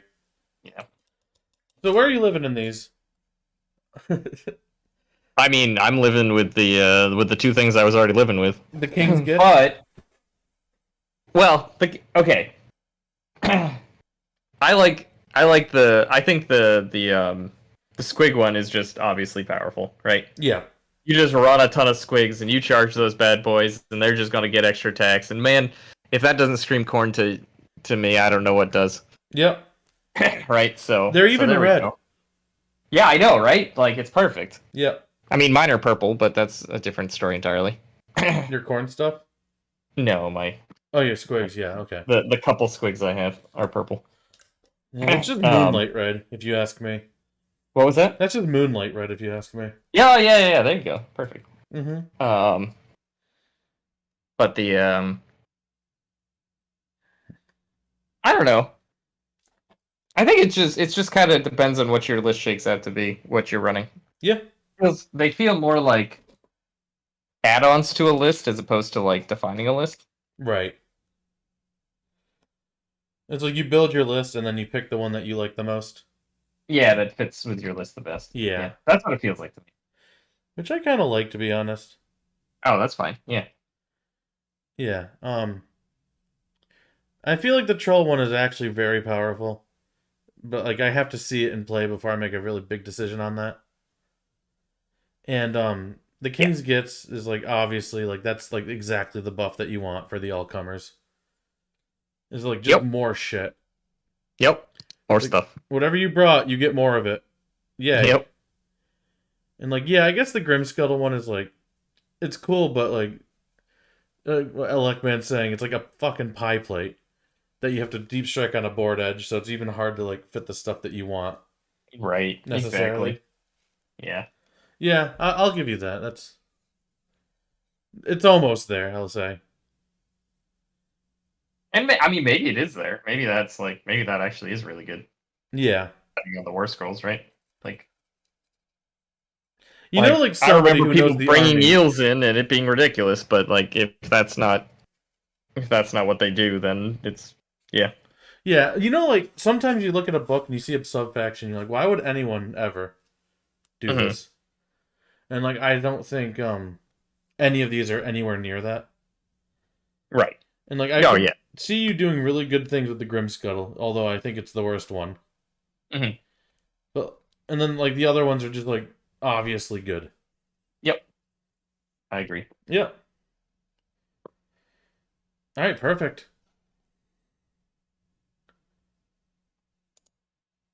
And then we have a battalion that came with this book. And I skipped the battle tactics and grand strats Oh my god. How again. could you? Yeah. Yeah. We're not doing them. I don't like them. No. And if you want to play in a tournament and you need to know them, you're gonna read them anyway, right? Yep. Yep. But yeah, we have one battalion which is a Trog hero and a Trog not hero friend, and it's magnificent. Okay. Guy My Star said you can span infinite waves of squigs. Yeah, I mean probably. You just get a lot of squigs. They die. They come back with the Loon Shrine. You get to do rolls with it. Yeah, I can see that for sure. Probably can. Yeah, and then the big rally. Yeah, but like this battalion's cool to have. If you want both of those things, that's probably really easy to get magnificent, so you don't need your little foot heroes to get it necessarily. But my instinct is that you're probably still gonna want some of the foot heroes in this book anyway. But if you really don't, your trolls can get your magnificent bonus anyway. That's, And that's pretty cool. nice actually, because we were talking about like the trolls like wanting to have both of those artifacts, right? Yeah. The ward one and the extra command one Yep. to really buff them to the nines. And then So that's pretty sweet. a really And then they easy give way you to- this that like works perfectly with it. Yeah. So I don't know. That seems pretty nice. as of right now, like the troll hero is 200 and the other guy's 180. Mhm. So that's like 380 times 2. That's still like a big chunk of your army left to work with also. Oh yeah, absolutely. Yeah. So that's a good battalion. That's exactly what they should be in this book. Like pretty niche and extremely like what a particular build wants to do. Yep. A little bit of freedom. I like that one. And then we're gonna go into warscrolls. I'm gonna bring up the Bad Moon Loon Shrine first. We basically alluded to what it did, but it's impassable now. It lost the auto pass bravery thing, which is probably for the best. You can't garrison in it anymore. But at the end of each of your turns, you can pick one friendly Gloomspite unit that's died. And it's not a hero and it has a characteristic or wound characteristic of 5 or less. And on a 4-up, you return it wholly within 12 of this. With half the models rounded up. So if you had 20, you can return 10, which means with trolls that are units of 3, and they come back, you get 2 of them back.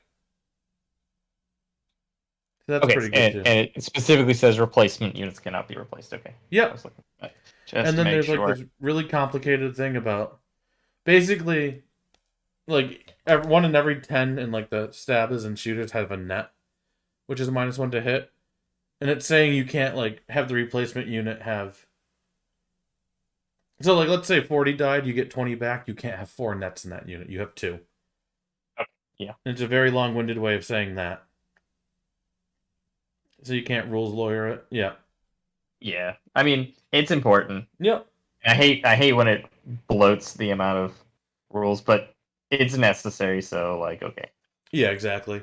That's fine. Intent's clear. That being said though, like how easy is this to break? It's massive.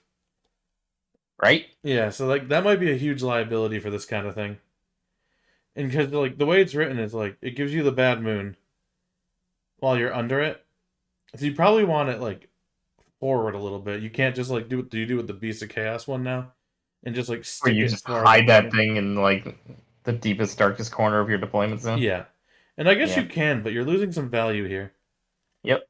And even if you do that with this, and then you return models in the deepest, darkest corner, it's not quite as good for you. Right. Yeah, you kind of want it forward, but then it's like then you have to defend it more. Yeah. Yeah.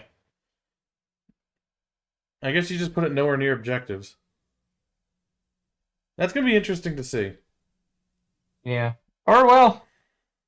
Yeah, I don't know. It depends on how confident you are. You can keep the heroes away, right? Yeah, exactly. I mean, not the heroes, the monsters. Right? Yeah. Yeah. You know it. And you might just have enough bodies to do so. Exactly, right? Especially if you're potentially getting Mm-hmm. like that's the spot where stuff gets sent when it dies, right? So Yeah. it's even more likely to be able to defend it. So maybe you just play risky and it wins you more games than it loses by being out in the open. I think you do, yeah. I think you honestly want it central. Yeah. Which is fine. And good even. I want more things to want to be central. Right. Alright. Let's talk about some warscrolls. So we got Skagra. He lost his shooting attack. He's War Master. And he knows all the spells from the loons or the Moon Clan's lore. Let's see. Babbling Wand. Once per turn, he can issue a command without a command point being spent. Okay. Which is good. He seems overall just very solid so far. Yeah.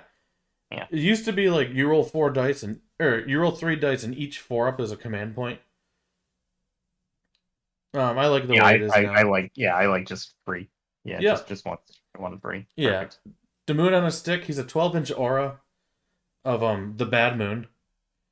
Which is cool too, because he can do that teleport spell on himself. Where you can put the bad moon wherever you want it to be. That's pretty sweet. Yep. He's a 2-cast wizard. And he just knows it too. Yeah, exactly. That's really sweet. And he has a 4-up ward and a +1 to cast.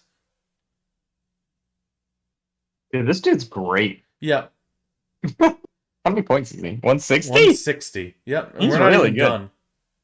Oh my god. Yeah, so what's his ability? Once per battle, before you roll a dice to determine if the bad moon moves at the start of the battle round, if this unit is on the battlefield, you can say that Skagra will reveal his prediction. If you do, instead, do not roll a dice. Instead, you can choose if it moves or it doesn't. Oh, so Just you can once per just game. have reliability once per game. Yep. And you can just be like, nope, I need it here. Or, And his- no, I need it there. Yeah, and then his spell is pretty sweet, too.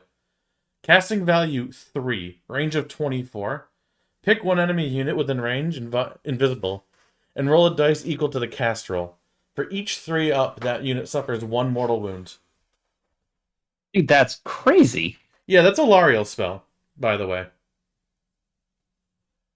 Except for casting on a 3 instead of a 7. And he doesn't turn them into trees. But, like, that's the spell of an actual god. Yeah, like, for 160 points, you get all of that? So... Dude, I should sell my Skagra out right now for, like, the insane price he's got to be going for, right? Honestly? I don't know. Yeah. Like, well, that's what I was saying. Like, he was sold out immediately. And, like, I don't see how you ever not bring this man, right? Yeah, you run one. Like it doesn't matter. It doesn't matter what thing you're going with. He's the first one you include in your list. Yeah, I forgot I wanted to do this until now, but I was gonna hide the point total from you and have Oh, you guess how much he was. yeah, And I was gonna wait for you to say something like 220. yeah, or higher. Yeah. Yeah. Okay. Yeah. So okay, he's very fragile. To be fair, Four but he's a board though. wizard, and he doesn't care if he's fragile, right? Like I don't know. Four You're board. not getting into combat with him. Yeah. So he's not super, super fragile. He's just pretty fragile. Yeah. Oh yeah, yeah. He has the 4 port. Yeah. So what? Yeah. I don't know why you wouldn't bring him, is all I'm saying. I can't find an obvious reason. Like, I think That's he's for damn too sure. aggressively costed, reasonably. Oh, he is very aggressively ghosted. I That mean, means. I guess the thing about him is only one, right? You could almost he almost feels like an allegiance ability, right? Like Yeah, exactly. he's just part of the allegiance ability. I like That's what him. we always I Yeah. don't know. Yeah. That's insane. That He does means. nothing for damage, right? Oh no, he does. He has a spell. He has a spell that What does is some this damage. guy? Yeah. That's crazy. The thing about him is, like, I don't find anything that egregious on him. No, it's just the sum total of all of that Yeah. stuff is insane. I Yeah. think. How should I put this? I think his War Scroll is very well written. It's just the points are a little off. And if I he think goes up like so. 20, like that's probably all he really needs. And then he's just like a very, very compelling choice instead of like this, oh, you take him in every list, the end. No questions I mean, asked. if you told me he was 180, I would probably still be laughing just as hard. So I think Yeah, he's got to go more than that. you're probably right. He's I really think good. anywhere south of 200 is, I don't know. Hmm. That's what it feels like to me. Maybe I'm wrong, but it just seems like the amount of buffs you give your army for that cost, like that's crazy. Yeah. I don't know. I like him. I think Yeah, clearly I do too. I think competitively you run him in like at least 70% of lists. Like Right. you have to have a very good reason why not to run him. Yeah, you have to be like, well, I need this exact combination of things to pull off this thing that I'm trying to do, and I couldn't even begin to tell you what that could be. Yeah, absolutely. Yep. So yeah, I would run him every time. Someone Yep. way smarter than me and that's played this army a lot might tell me why I'm wrong I don't know. in a couple cases, but I don't know. We got some people in the chat being like, "Yeah, I'm bringing him in every list." yep, Yeah, of course you yep, are. yep. All right. This is some of the third rail stuff I was talking about. Loon Boss. So he's got 5 attacks now. 3's -1 D3. Because like we thought that was gonna be the Stormcast profile, and now just every hero in the book has that exact thing, or Right. it's like 2 damage.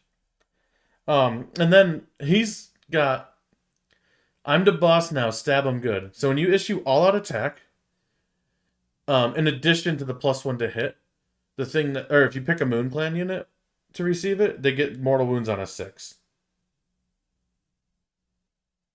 to hit. Okay. So That's pretty good. they used to have that ability. It was just like a command ability that gave them 6s to hit our mortal wound. But Okay, now they just kind of rolled it in with all out attack. which is kind of cool. Yeah, I don't know. I'm a little mixed on it. Because if they ever like change all out attack, that's just like technical debt now. Well, And yeah, that's true. I like the idea that like you chose one or the other, and like different things were better in different circumstances. Mhm. But and now it's just like rolled together. I don't know. I think that's a dangerous place to be playing around with. I don't think it's egregious here by any chance. I think But it's probably fine. Like they probably have seen that this is working, and so they're probably going to keep it for the next however many years, right? And they can make a quick FAQ for the stuff if it needs it, right? I don't know. That's not too bad it's to fine. me. Yeah. Yeah. I Like just they're probably happy with it and it's going to stick around, so okay. yeah. But you know what though? Like I don't know. It's fine here, right? I don't have a problem with it here and how it's implemented, but I'm just gonna I feel like we're getting to territory where we're knocking on like, oh, all out defense in addition gives this thing a 5 up ward, and we're like, what the hell? What why? All right. Yeah. Yeah, That's a because space it's I don't making it want to better and delve better. too deep into. Yeah. Well, But I mean, if it costs some amount of points for that buff, it could just have that buff, right? And now it's Yeah. got the cost associated with it.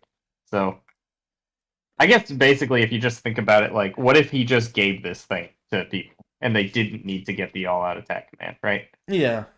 Like, would that be too good at that point? And if the answer is no, then it's fine. See, I don't think it's no, but I just think it would be cleaner that way is all. Yeah, I mean that's fair too, Yeah. right? Yeah. So I don't think it's egregious or anything, because you could always just think of it. What if he just gave the buff and did, you didn't have the extra requirement? Yeah, and I guess just my point is I'd rather he just did. Yeah. Oh no, and that's totally fair. Yeah. Yeah. Good. That's all. But it's a good ability. 85 points for a hero like that, that's fine. Oh yeah, definitely. I wish his Bad Moon was 18 inches, so it perfectly synergized with his War Master on 18. Ah. I get it, but we don't need that. Like, it's fine, man. That's like getting a check for $1,000 and being mad that you have to go to the bank to cash it later. You know? I get your point. You're right. But we can live with it. Yeah, we can live with that one. With how good he is, yeah. Yeah. I think it's okay.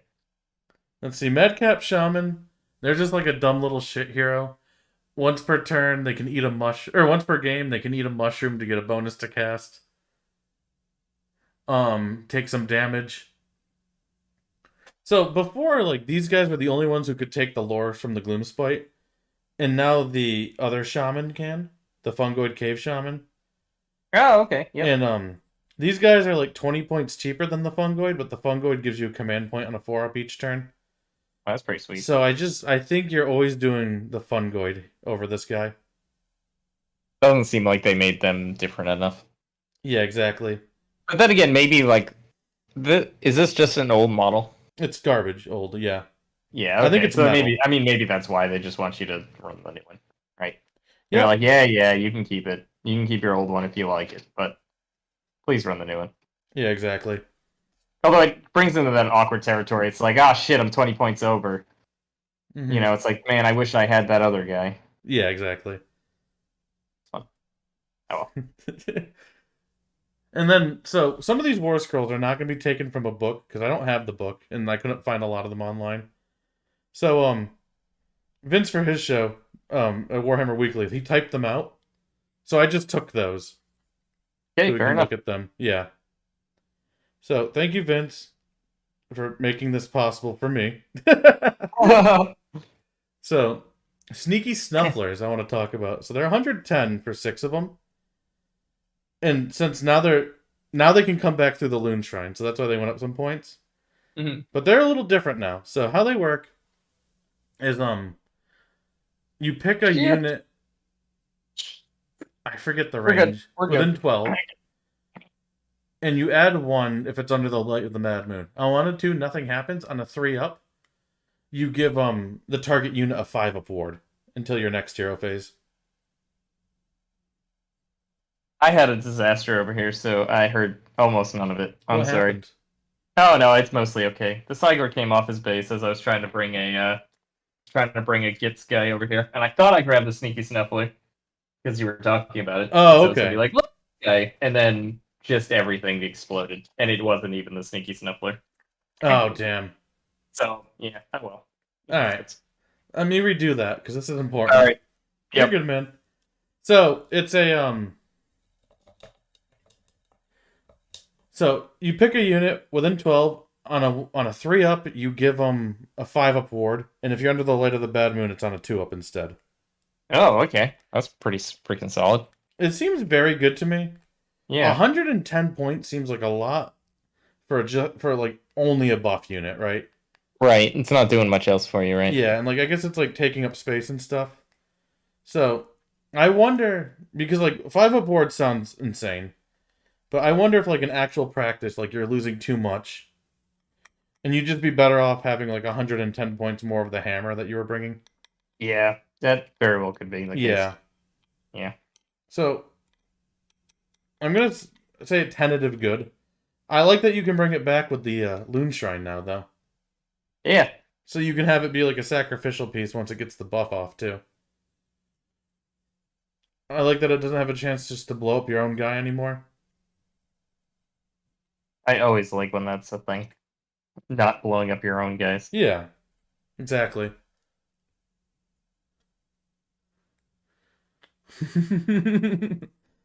Yeah, I don't know. I think if you have them, you're gonna have fun with this unit. I'm just not sure it's the competitive best thing, but it might Yeah. be. Is all. Thanks, Matt. Yeah. I'm trying here, and things are just getting blown up. Mm-hmm. Is what it is. Doing the best you can. Yeah. Yeah. Man, now I'm a little bothered though that I can't find my sneaky snuffler. I don't know where it went. It should be over here. Do you want to take a Oh, well. second to look for it? Oh, I am. Keep going. And then I'll find it or I won't. all right, I'm going to talk about the Fungoid Cave Shaman. So it's a 1-cast wizard, 4 up, get a command point. There he is. Look at that blue. He's got blue and purple grass. It's so this. Oh yeah. I love that grass. And then I got that. And then I made the. Did you know it's a spider on the back? Yeah. Did you have any idea? Yeah. I did know So that. It's like a dead and spider made into and a I made basket. it like blue. Yeah. It's just holding all the mushrooms. Dude, I love this guy. He's so cool. It's a cool idea. One of those models that you're like, that's dumb until you own it, and then you're like, oh, I like it though. It's got all cool details. Yeah. You know it's because goblins don't have the technology to make bottles yet. That's a hot take. Well, it's not. Like, there's a huge thing in the lore that goblins are, like, obsessed with bottles. And there's stories about, like, goblins sneaking into cities at Sigmar at night and stealing all of their bottles. Oh, okay. And the reason is they don't have the technology. That's how this guy got all of them, is what you're telling me. Yeah. He went and stole them all. All right. Because they don't have the bottle technology, but they have mushrooms and potions and shit, so they have a desperate need for bottles. So they have an absolute obsession with bottles. I love it. Yeah. That's hilarious. I like that it's like kind of lore. maybe on the surface, but then you look into it and there's like an actual practical reason. Yeah. Yeah, that's a great compromise. But yeah, so basically the Fungoid Cave Shaman is a 90-point wizard that gets you a command point and is not visible to enemies more than 12 inches away. And he's got like some other cool little nifty abilities, but 90-point wizards are very good no matter what they do. Yes, that is true. And it gets you command points. Like, all right, this thing's great. Yep. I'll take 2, please.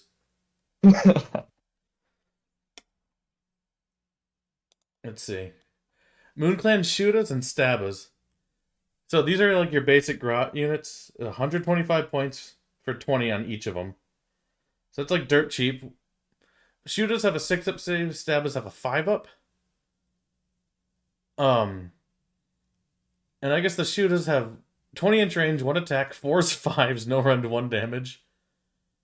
You added 1 to attack if there's 10 or more on the unit, so there are going to be 2.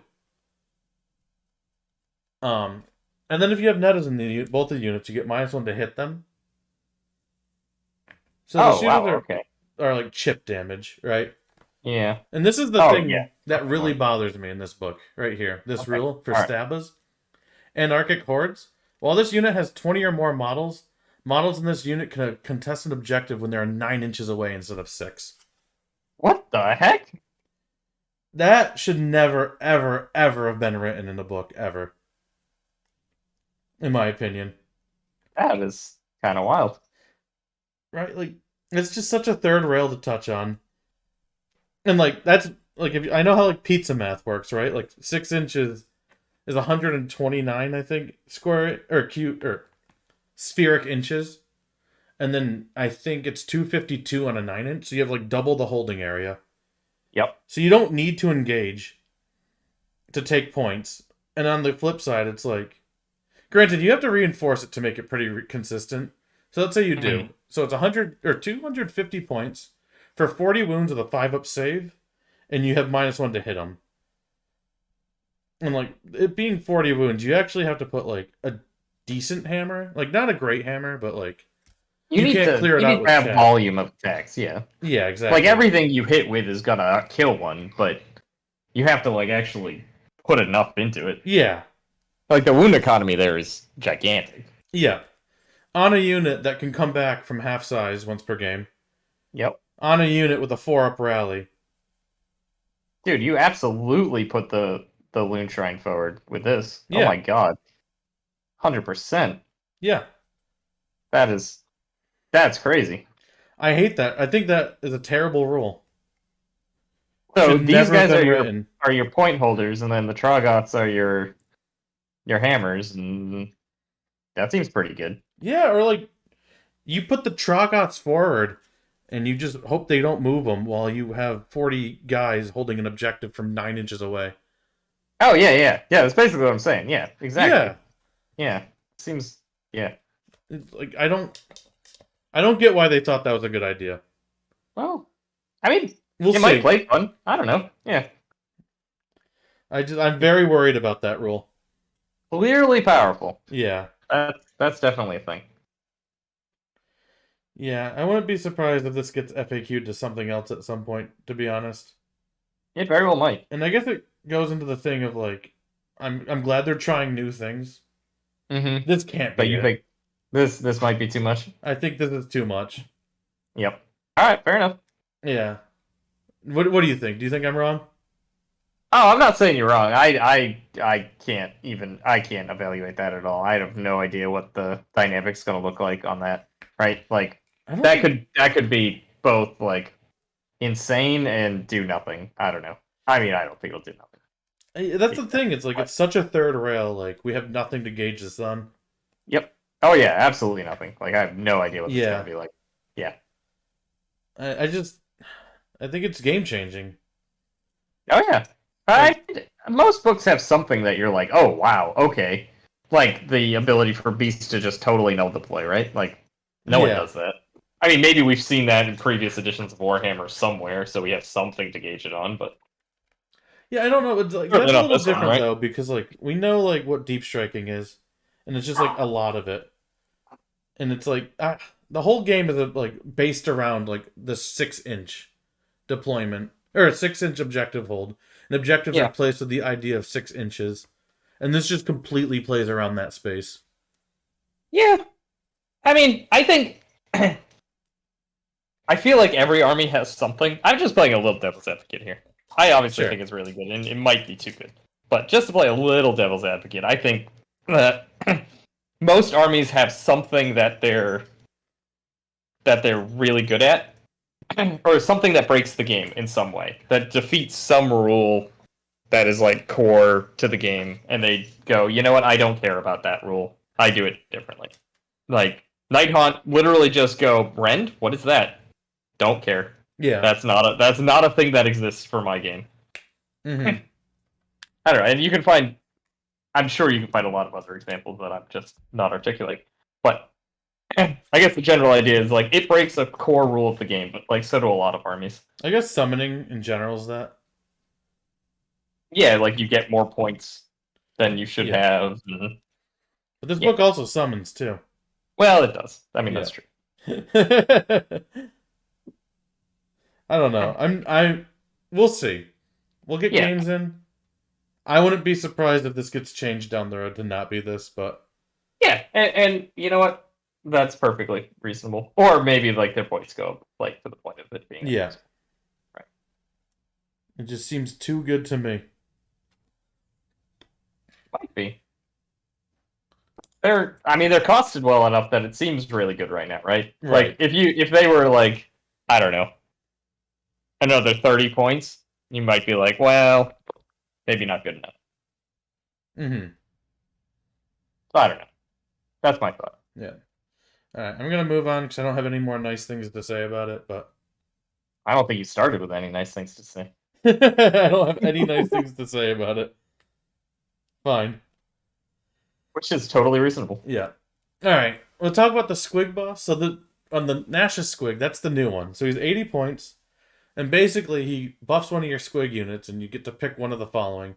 One's add 3 to the movement characteristic. Add 1, or 1 is 6 to hit with the bites or a mortal wound. In addition to any other damage, and one of them is add 1 to the attack characteristics of their bite attack. So you get to pick one of those 3 profiles. It's pretty good. And it's a thing within 3 inches, not even wholly within a range. So you just need to be touching it, which is kind of fun. Mm-hmm. And then Let's see. Once per battle, at the start of your hero phase, you can say this unit will release to Squigs. If you do, each friendly Squig herd unit within 12 inches of this unit can make a normal move. So, Squig herds can double move once per game, and then you can add 3 inches to the movement, or more attacks, or mortal wounds on 6s. Sounds fun. For 80 points, Yeah. I think it's an auto-include if you bring Squigs. Yeah, I mean, if you're running those kinds of squigs. Yeah. Are they good? Are they good enough to run? I feel like maybe last book they weren't. I don't know. They're know. a really interesting unit. My short answer is yes. Okay. But, and you know what? I was thinking Warcry of them being kind of totally useless. So that's fine. Okay. But like it buffs any Squigs and then double moves Squig herds. So if you're running Squigs at all, like you probably want these guys. Yeah. Oh, and can I just say I like really like the look of the guy too? Yeah, he's awesome. Yeah. He's pretty freaking sweet. Yeah. Yeah, if you're running Squigs, I imagine you're running him. Mm-hmm. And for 80 points.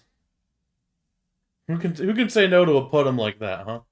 Right. Yeah. Alright, and let's see. Next one, Loonboss and Giant Cave Squig. A lot of these guys have 6-up boards. I didn't mention them, but that's fine. Alright, Bravey. yeah, at the start of the Battle Shock phase, you can pick one other friendly Gloomspite Grotz unit, wholly within 3 inches of this, until the end, and say that the Loonboss will set his Cave Squig on them. If you do so, that unit suffers D3 mortal wounds, but for each mortal wound it suffers, add 3 to the Bravery characteristic until the end of that phase. Oh, so he's kind of like the Commissar from 40k, but as a Squig. Oh! Okay. Yeah, so you let loose the Squig, and you do D3 mortal wounds, and each dead Grot is plus 3 Bravery. That's pretty good, actually. Certainly an interesting way to do it. That's kind of neat. I like it. And he just has a chance, and the Loonboss of the Giant Cave Squig just has a chance to swallow whole anything. So at the end of the combat phase, pick one enemy model within an inch of this unit. Roll a dice. If it's equal to or greater than the wounds characteristic, it is slain. Wow. Because you just gobble them up. Yum, yum, yum. He can gobble up stuff much bigger than him, too. Yeah. Like you can eat a whole Blight King on a 5-up. Or equal to, so on a 4-up. Or like another hero. That would be a terrible way to lose your hero. But this it would. 110 points for something like that. And I guess the problem with both of these is like they're very fragile. Oh, they absolutely are, yeah. 7 wounds with a 5-up, like that's going down. Yeah, I don't know. I like him though. I think this is a good hero. That bravery thing's super interesting. Sorry, I need to step away for 2 seconds. Yeah. Okay. Right. Perfect. Yeah. And I guess like one thing too, like I'm noticing about this book is you have so many crazy buffs. But I don't think you're going to be able to fit them all in one given list. So I think you have to be very careful and very deliberate with the buffs that you're picking for your army. Which I think is a great design overall. Yeah, overall I'm pretty high on this book. I think it's cool. I think it's really well written. I still very much worry about the 9-inch hold objective thing, but I think it's possible I'm overreacting to that. Just because it's something we've never seen before. Very sorry about that. Yeah, you're good. I was just doing a summary of some of my thoughts, but you'll probably agree with this too. But it seems like there's a lot of crazy buffs in this book, but you can't bring them all. Like you can't even bring close to them all. So you have to be very careful and very deliberate with the buffs that you bring. You're right. Yeah. Yeah. All right, it's already 9, so let's move on. Let's pick up some of the pace. So Loonboss on Mangler Squig. So they did this with all the Squigs, where instead of like the 3d6 or the 2d6, you just get d6 plus a flat number. And this guy I like that way better. Me too. For most of his brackets, he's d6 plus 10. And then he starts with like a pretty decent killy profile. I don't really want to read profiles, but he's pretty good for his points for how much damage he can put out. And He does the same thing where he like dips and then goes back up, but his strongest is at his 13 plus wounds. So he's Oh, that's 370 points for interesting. 14 wounds with a 4 up. He can fly. Yeah. Yeah, he has impact hits. Yeah, so when it makes a charge move, pick one enemy unit within 1 and roll a dice for each model in that unit to a maximum of 10. Each 4 up, it's 1 mortal wound. If this model is slain on each enemy unit within 3 inches on a 4 up, it does damage too. And once per battle, it's an 18-inch bubble of a +1 to wound for Squigs.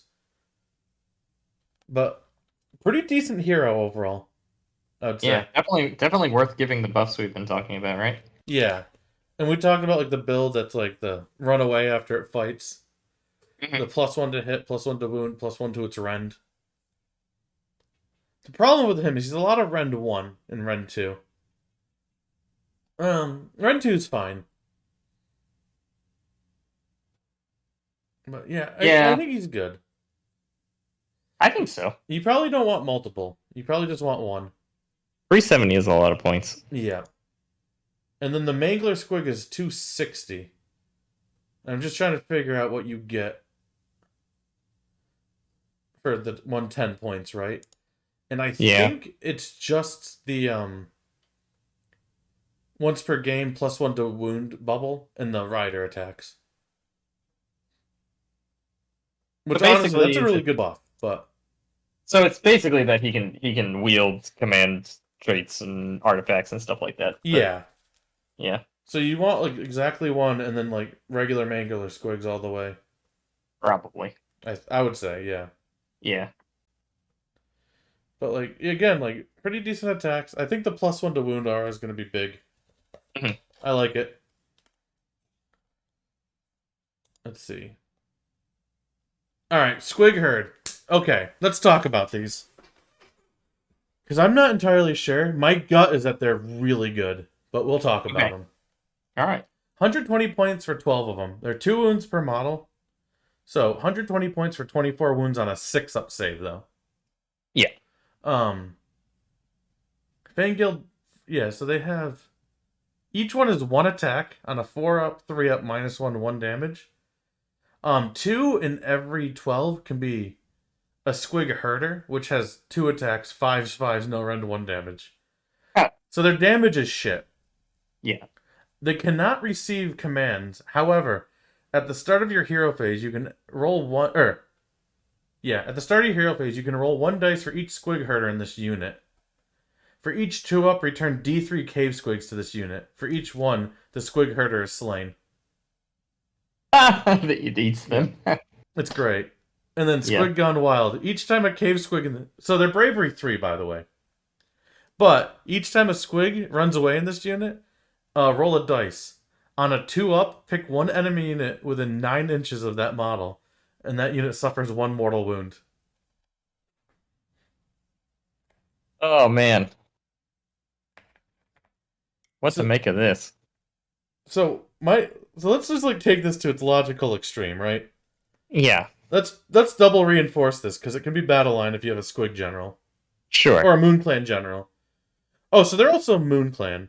And I was about to say, so you can rally them on a 4-up, but you can't, because they can't receive commands. Oh, that's funny. Yeah. Okay. But, alright, so let's say you have 36 of these guys. You can't have to double them. But you can run and charge them. And they move... I think it's D6 plus 7. They're not written here. Okay. So that's like a pretty decent move characteristic. Yep. And then you can just charge them into something that you know is going to like kill them. And then you lose some of them on bravery. And if they survive, you get 5d3 of them back. And if not, you return them to the shrine. Is that worth it for 360 points? What did they do for you? Are their attacks good enough? Their running away is good enough. Maybe. It's 72 wounds, man. Yeah, that's true. That's a lot. Like, your damage, like, you can have as much rend, and you probably don't have enough volume to completely move them. And, like, it's 9 inches that they run away. Okay, Squig Herd is D6 plus 5, so it's a little slower. Still not bad, though. It's not bad. It could be 11, which is obviously good. Yeah, and then running. Yeah. Yeah. Yeah, It's so weird, though. I don't know. the can't receive commands is, like, so hard to evaluate. But They are really weird. I don't think you can move them, though, realistically. I don't think you can either. Yeah. Like, the fact that they do mortal wounds back to you when they die, or when they run away. But, like, I don't know, man. I don't know. Right? The funny thing is, if you kill one, like, suddenly, like, multiple could run away. Yeah. And then do damage to you. So it's like, you gotta, like, kill them all, but that's really hard to do with that many wounds, so... Yep. I don't know, what do you just ignore them? But they're kind of fast, or they can be fast. Yeah, that's true. You can't necessarily ignore them at all. Dude, I have no idea. That's a weird unit. Yeah. My gut check is that minimum sized units of these are not going to be good. Because then you can move 24. True. Yeah. My gut check is that you need, like, the double reinforced. But once you have it, it's like, what the heck is this? And I think it presents such a unique problem. Yeah. That you have to do something about it. Huh. And then you can get it half back. I think it's good. I think you have to do the max unit, though. That's my gut check, anyway. I'd love to see how that actually plays out in practice, because it's like... The fact that it does, like... It only does damage on running... I'm like, how do you evaluate that? Yeah. I have no idea. Because one attack with 1 inch range, 4 is 3's minus 1, 1. Oh, Jaws of Mork makes them 2 attacks, though. Is it a bite? It's a bite. Okay, alright. Yeah. 1 inch range sucks, though, because I Yeah. think they're on 32s. Yeah, they are. So, like, you don't actually get a whole lot for, like, reinforcing them that way. But then you have them... I don't know. I have no idea. Yeah. My They gut could is that be- they're reason. So, at the worst case scenario, there's going to be fun games involved with them. They're not embarrassingly bad. I was gonna say, like, this is so wild that I could evaluate them as super good all the way down to literally unplayable, and I have no idea where to put them. Yep. I have absolutely no clue. Mm-hmm. I Bad simply Moon cannot buff is evaluate run in that. charge. The what is? The Bad Moon buff for Squigs is run in charge. Run in charge? Matt in the Oh, chat was okay. asking, and that's They important. go quick. Yeah. Yeah. And you can still hit him with the spell to reroll charges. Right. Yeah, I don't have any faith of minimum size units doing anything. So you have to rely on them running away to do anything. Right. And 24 wounds on a 6-up save is not an issue. And even if you do 18 and, like, taking 3 or 4 mortal wounds, like, who cares, right? Whatever. And then, like, the unit that comes back is 6 of them, and that's just not scary, right? Squig herds are on 25 millimeters, Electman. That makes them different. Oh, okay. Yeah, that's definitely different. That's wildly different. Yep. And that's a huge deal, actually. Yeah. It's way easier to get a lot more guys in there for the charge. So I know there's a Yeah, way to okay. check it on Maybe. the app, and I'm gonna do so. Yeah. Base size. They're not in battle line. So I have to go all the way down. Boingrot Rounders, 32. That's not what we're talking about. Squig Herder, 25. Okay. Actually, that's big. Yeah. That's big. Yup. So, okay, maybe they're way good in Jaws of Mork now. Maybe. I'm willing to bet that they might be. Okay, I think we did enough here. Yep. But yeah. Answer for me is I have no idea. Yeah, Answer for you Wikipedia says they're sounds like 25, pretty the app says they're 25. I think it's fair to say they're 25. good. I'm gonna go buy a box and they're gonna be in 32s. Yeah. And then every base FAQ says 25. You're like, oh, cool, I have to rebuy bases? Great. Yeah. Anyway, okay, Loon Boss on Giant Cave Squig. This is like one of the cool. This is the one that came in Loon Curse. Remember that guy? Super cool Yep. model. Moonboss on Giant Cave Squig. Yep. This guy. Right. Yeah, he's awesome. Yeah, look Yes, at him. Yep. He's Let's fantastic. see.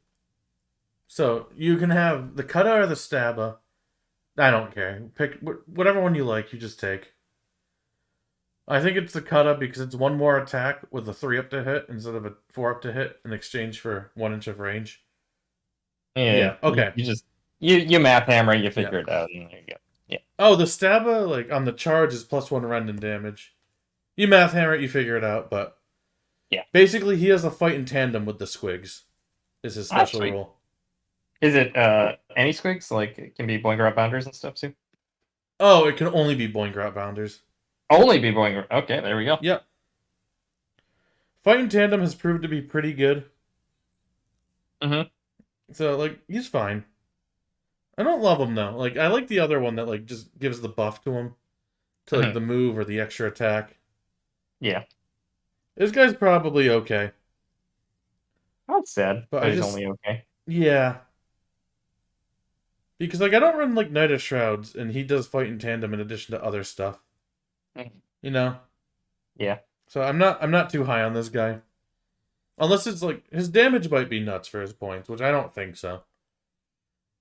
But, like, on the charge, 4 attacks, 4s, 3s, -2, 3 damage. And then 4 attacks, 4s, 3s, -1, D3 with the bites. Which can be 5s and Jaws with Mork. I don't know, I just think you have better. You probably do. Yeah. He's probably fine, but, like, nothing exciting. Mm-hmm. Squig Hoppers. Let's see. So they're 180 for 10 of them. 2 wounds, 6 up save. These guys move 10 plus D6. They fly, and whenever they move over anything, you roll a dice for each model in this unit. For each 4 up, down, mortal wound. And then they have, like, an okay amount of attacks. Yeah, it's okay. Yeah. They're generic battle line, and I think there's gonna be value in that. Oh, that's interesting. Yeah. Yeah, but overall, just okay. I would agree. Yeah. But maybe you want them for like screening and chaffing later. Like this, like we're talking about like squig herds you can't do in minimums. I think this is the one that you can do and get value out of because all you need to do is just move over them. Right. Yeah, and on the charge too, like 4 attacks with 4s, 3s, -1, 1 damage. I can't do the math right now. I guess that's 41 attacks. That might be something for 180. Yeah. The Boingrot Bounders just below them look interesting. Yeah. So they have the Pokin Lance, which are 2 attacks, 4s, 3s, -1, 2 damage, or -2, 2 damage on the charge. Yeah. And they have 3 bite attacks, which can be the 4 on the Jaws of Mork. 4s, 3s, -1 and 1. And after they make a charge, you roll a dice, and each 4 up is a mortal wound to that. I think these things are going to be significant hammers in this army. Yeah, I tend to agree because like the damage there is interesting. Like you compare them to the hoppers, right? Yeah. So you have half as many, so they don't do as much the mortal wound stuff, right? Yeah. But like their attacks are so much better. It's insane. Yes. Right. Yep. At least because the riders' attacks are so much better, and you do get a lot more bites with the squig hoppers, but like in the, I don't know, is it maybe they're not actually that much better because like the squig hoppers cost 40 more points too. Yeah, exactly. There's a lot more wounds to move there. But these just seem like they do a lot more damage. They do a lot more per point. Yeah. I imagine. And, like, getting half of them back, like, you get 3 of them back. Like, that's a decent number from the shrine. Right? Yeah. Yeah. My gut is that you want both. And you want the hoppers to screen, because if you're just screening with just more Boingrots, that's a recipe for disaster. Oh, yeah, yeah, yeah. Yeah, you don't want to be doing that. It's a very different role, right, Matt? Yeah. Yeah, yeah. So, like, I feel like you're running Boingrot Bounder. I think you're running, like, 2x5 in, like, almost every list. I just think the amount of hammer damage on this thing is nothing to be sneezed at. Yeah, it's pretty nuts. Yeah, and, like, honestly, for, like, 140 points, like, that kind of movement, you can just, like, tuck away somewhere hidden behind, like, other stuff that they need to answer. You can pretty easily make sure that you always get your first charge with them. Unless they're directly answering them, and then they're not directly answering things on points. Mhm. And, yeah, let's see, 10 attacks.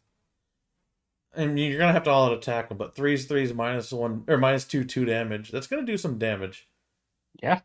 Now, is there something that gives them all-out attack buff or whatever? No, For you're Squig? gonna have to all-out attack them yourself, but... Oh, no, I meant, does all-out like, attack special give stuff? a buff? No, not that I For know that. of. Oh, okay, alright. I don't think so, yeah. Well, they're Moon Clan, so does the Loon Boss give that to them?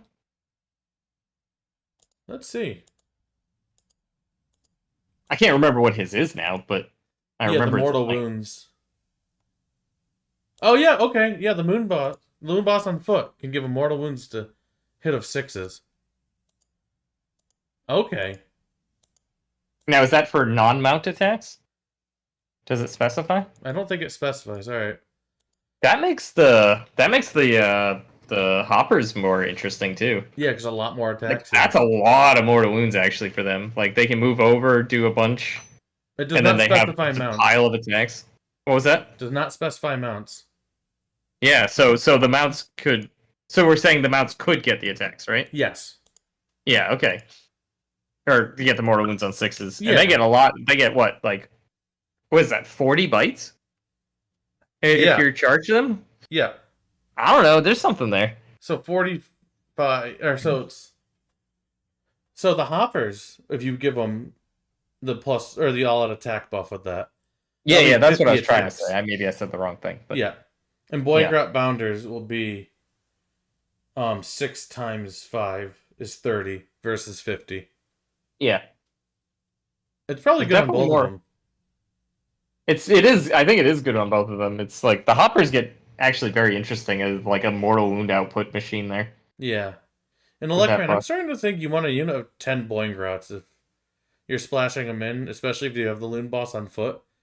Because that would be 60 attacks to basically give Curse to. Yeah. That's pretty good. Alright, you ready to talk about the trolls? Yeah, let's do it. Okay, so they're very much the same profile, except for the Trog Boss has bonus stuff. All right, I didn't know the previous one, so let's go. Let's go with the previous one. Yeah. Well, I mean, As just- far as like compared to each other, I meant. sure. Not like compared to last book. Oh, I see. I Yeah. see. So, Okay. 10 wounds, Trog Boss is 12 wounds, 4 up save. Dankled Trogoth regenerates D3, Boss regenerates D6. They both have a chance to pop something based on their wound characteristic at the end of combat. They both have squiggly beast followers, which roll a dice for each enemy unit within 3 inches of any friendly unit with this ability. If the roll is greater to the number of models in that unit, they suffer a mortal wound. Okay, that's not much. They both have a 4-up spell ignore. Oh, cool. Yeah, the Dankled Trogoth is 4 attacks, 3s, 2s, -2, D3 plus 3. Oh, wow. All right. The Dank Trog Boss is 4 attacks, 3s, -2, D6. That is significantly worse. Yeah. And then, Shepherds of Destruction the Trog Boss has, when you issue all-out attack to a friendly Gloomspite Trogoth, that unit also gets +1 attack for their weapons. The Dankled Trogoth is 180, the Trog Boss is 200. So they really aren't hammers at all. I mean, they kind of are. that could be a lot of damage. Yeah. But it could also be like next to nothing. I don't know. I wish I could just math hammer that real fast. I want to know how much average damage that is, but Yeah. that's I think that's a boring stream to have me go through that right now, but absolutely, we're not doing that. yeah, I can't just look at it and evaluate how much damage it is. My gut is it's not as much as it might seem like at first. Yeah, so like I guess the Trog boss, so 3 out of 4 of those would hit, and then on a 2-up, 2.5 realistically with red and 2, averaging 4.5 damage. So they're probably doing around 12. And the Dankled Trog boss is probably doing around 9. That's pretty good fast math. That's not bad. That's not bad. Right? Yeah. It's not bad. For 200 points and 180 points respectively. Like, I don't know. Like, I think that's reasonable for their point cost. Like, it's swingy as hell. Oh, yeah. But like, it's absolutely swingy as hell. Like, oh my god. I think like your hammer is your Boingrots, though. Right? These are your anvils. Yeah, no, I agree with you. Yeah, and like especially the hero one that heals D6. Especially in that sub-faction, each time it fights in each hero phase. Mm-hmm. It's healing D6. Like, that's a lot of health. So what do the foot ones do? Is that next page? Yeah, I believe so. Because that's what I'm curious about. Yeah, because I just think these are both very good war scrolls. Right. And their role is not dying. Yes. Oh, absolutely. Is really what it is. Yeah. So do you give them what were they the ones that had the option of like the -1 to hit? Or were they the ones that had the which ones did they have? 4 port. Yeah, that's right. Yeah. That's right. Yeah. Or the double issue commands. That's right. Yeah. Okay. Alright. Yeah, we'll talk about all of the trolls together because the next page is the units. Yep. Yeah, let's do that. We'll go with the boring one first, which is the rock gut.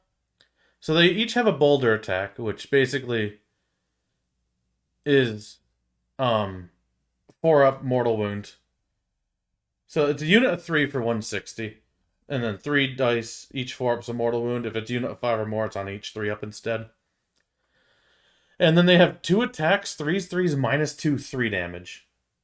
Which works well with the Trog boss, giving them +1 attack. Yeah, definitely. And then, yeah, just 4 wounds with a 4-up save. D3 regeneration. Under the bad moon, remember, they get +1 save. Right. So we'll assume that there's 3-ups for most purposes. Yep. And like... Oh, and then the rock guts have a 5-up ward also. Oh, okay. Yep. That's pretty good. Really not nothing. Yeah. Yeah, so I think that's going to be a harder unit to move. 160 for 3? Yep. And then when they come back from the shrine, you get 2 of them back. Yeah. And the regeneration... Yeah. And you get 2 of them back. Oh, that's interesting. Yep. You round up for how many you get back? Ooh, that's pretty sweet, actually. Yeah. That's actually a big difference, I think. Because I was thinking it's like, oh, you're definitely going to want to take these as like reinforced so that you don't just get 1 back. But if you round up, that's makes you go the other way, actually. I think it makes you want to MSU them. Yeah, right? That's in my opinion, yeah. Yeah. And then the leader probably gets +1 attack. It doesn't say here, but I'm imagining they do. And then like, giving up on the leader is a huge liability, in my opinion. Mm-hmm. Because like if it's 2 attacks and you're giving up 1 of them, that's big. Oh, yeah. Yeah, and the fact that you get him back, with the with one other guy for... Yeah, that's pretty cool, actually. Yep. I don't know. That's another vote in favor of not having the extra generation and taking the shrine or one that the king gets. Yeah. Yeah, I can see it. Not there. I don't know. I don't know. I think you have to play with it. I know. Yeah. Let's talk about Fellwater Trogoths too. What's that? Let's talk about Fellwaters real quick. Oh yeah, I hear these guys are insane or something. Yeah, so they have 4 attacks, 3s, -1, 2 damage. Okay. But they have a shooting attack. That's 1 attack, 2s, 3s, -2, D3.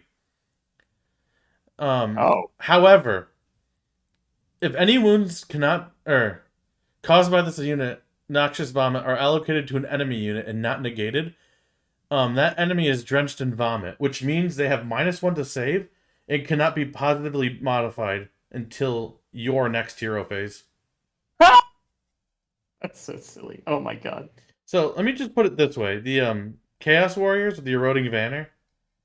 Let's say you like all out defense them, and you Mystic shielded them. They could easily Yeah. be at a 1-up save, right?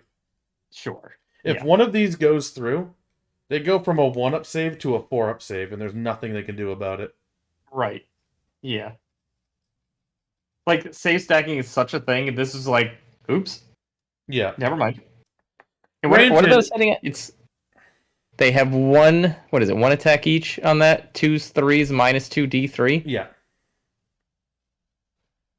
I mean, that's going through, Yeah. right? It just might, yeah. I mean, my thought is you're going to hit with one of those, probably. Yeah. So- You're going to do some damage. If they're on a Which means- 3-up save, it might be hard.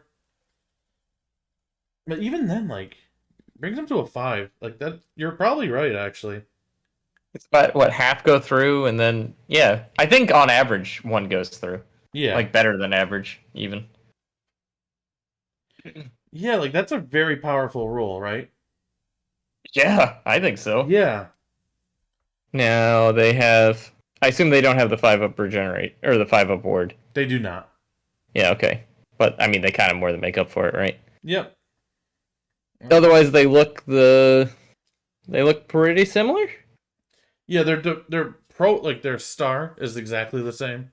Yep. Just the rock guts have less attacks with more damage, but with 5-up ward, and these ones have volume and the anti-rend thing, Right. which makes them a really good power pair. With everybody else, every other troll in this army being rend 2, and like Boingrot's being rend 2. Now those are the ones that look like total ass, right? I kind of like them. You kind of like fishy. Yeah, them. I think they look like total ass, that's probably fine. but you're allowed. Yeah, I just like they're like river trolls, and I like that aesthetic. I mean, you know? that's fine. Yeah. Oh no! The aesthetic is fine. I think there's a difference between the aesthetic and the model. If that makes sense. Yeah, probably because the Vargulf is cool an idea. That's a terrible model. Yeah. Like River Trolls, super cool idea. Love Yeah. it. The actual models that they are, maybe not. I think But the that models might be are fine. a proxy model. Or a kit bash Oh model. yeah, or good whatever. point, Electman. Yeah, it's -1 to hit the Troggoth, the Fellwater Troggoths in combat too. Oh, that's huge. Yeah, Oh, okay. that's pretty reasonable. Yeah, Yeah, that is kind of like the 5-up ward. Like it's similar vein, right? yeah. 5-up Just a ward's probably just good flat defense better, thing. but Might be. it's another layer of goodness. Yeah, exactly. Yeah, Just slightly different. yeah. You got also another thing to note too is I'm pretty sure if you can ally Gloomspite Gitz, you probably want to try to consider Fellwater Troggoths in your list too. Right? Yeah. Absolutely. Yeah, like I think ogres. They're like, oh, we have a new favorite man, and it's called Fellwater Troggoth, Oh, and these will be ice trolls. Yeah, absolutely. Yes. that'd be a sweet ally, wouldn't it? Can you ally them? Do you know? I think you can. Yeah, Nice. yeah, that's a great unit. But overall, so like, I think the trolls are your absolute anvils in this army. Like, I think they're actually going to be very hard to move. Yep. Yep. Overall, I'm very happy with what they did with them in this book. I think with like the 5-up board, the -1 to hit, I think you can get a lot of value out of the regeneration. But maybe not. I guess we'll see. Yeah. Yeah. Yeah, you really might get a lot out of that regeneration with how hard it is to like put a wound on them at all. Yeah. Yeah. Okay. Sick. Let's keep going. Okay, so this is the giant spider hero, that one that can get that headdress. So 4 attacks, 3's -1, 2 damage. Those can be the mortal wounds. And then it has 4 attacks, 4's 3's -1, 2 damage, which can't be the mortal wounds on 6s. and it's 130 points. Spiders can move on terrain as though they had fly. Oh, that's fun. And once per battle, at the end of the combat phases, unit will order his warriors. He can order his guys to scuttle away. If you do so, you can pick one friendly Spider Rider unit that's wholly within 12, and that unit can retreat. Oh, okay, cool. Yeah, so basically once per game, you can just make one of your spiders retreat in the after combat, which is kind of fun. Is it after they played or after the combat phase? At the end of the combat phase. Oh, okay. It's Pretty useful. yeah, I don't know. I'm not too keen on this because the 130 points and like that's all he does. Yeah, You got much better. I think so. Unfortunately, Yeah, I think the which spiders is a kind of little got sad. Yeah, Yeah. and if that's not good, then that kind of puts a dumpster on the rest of it. Probably. Yeah. It's probably like they're trying to go for like a theme with them, but it's just not quite good enough. Yeah.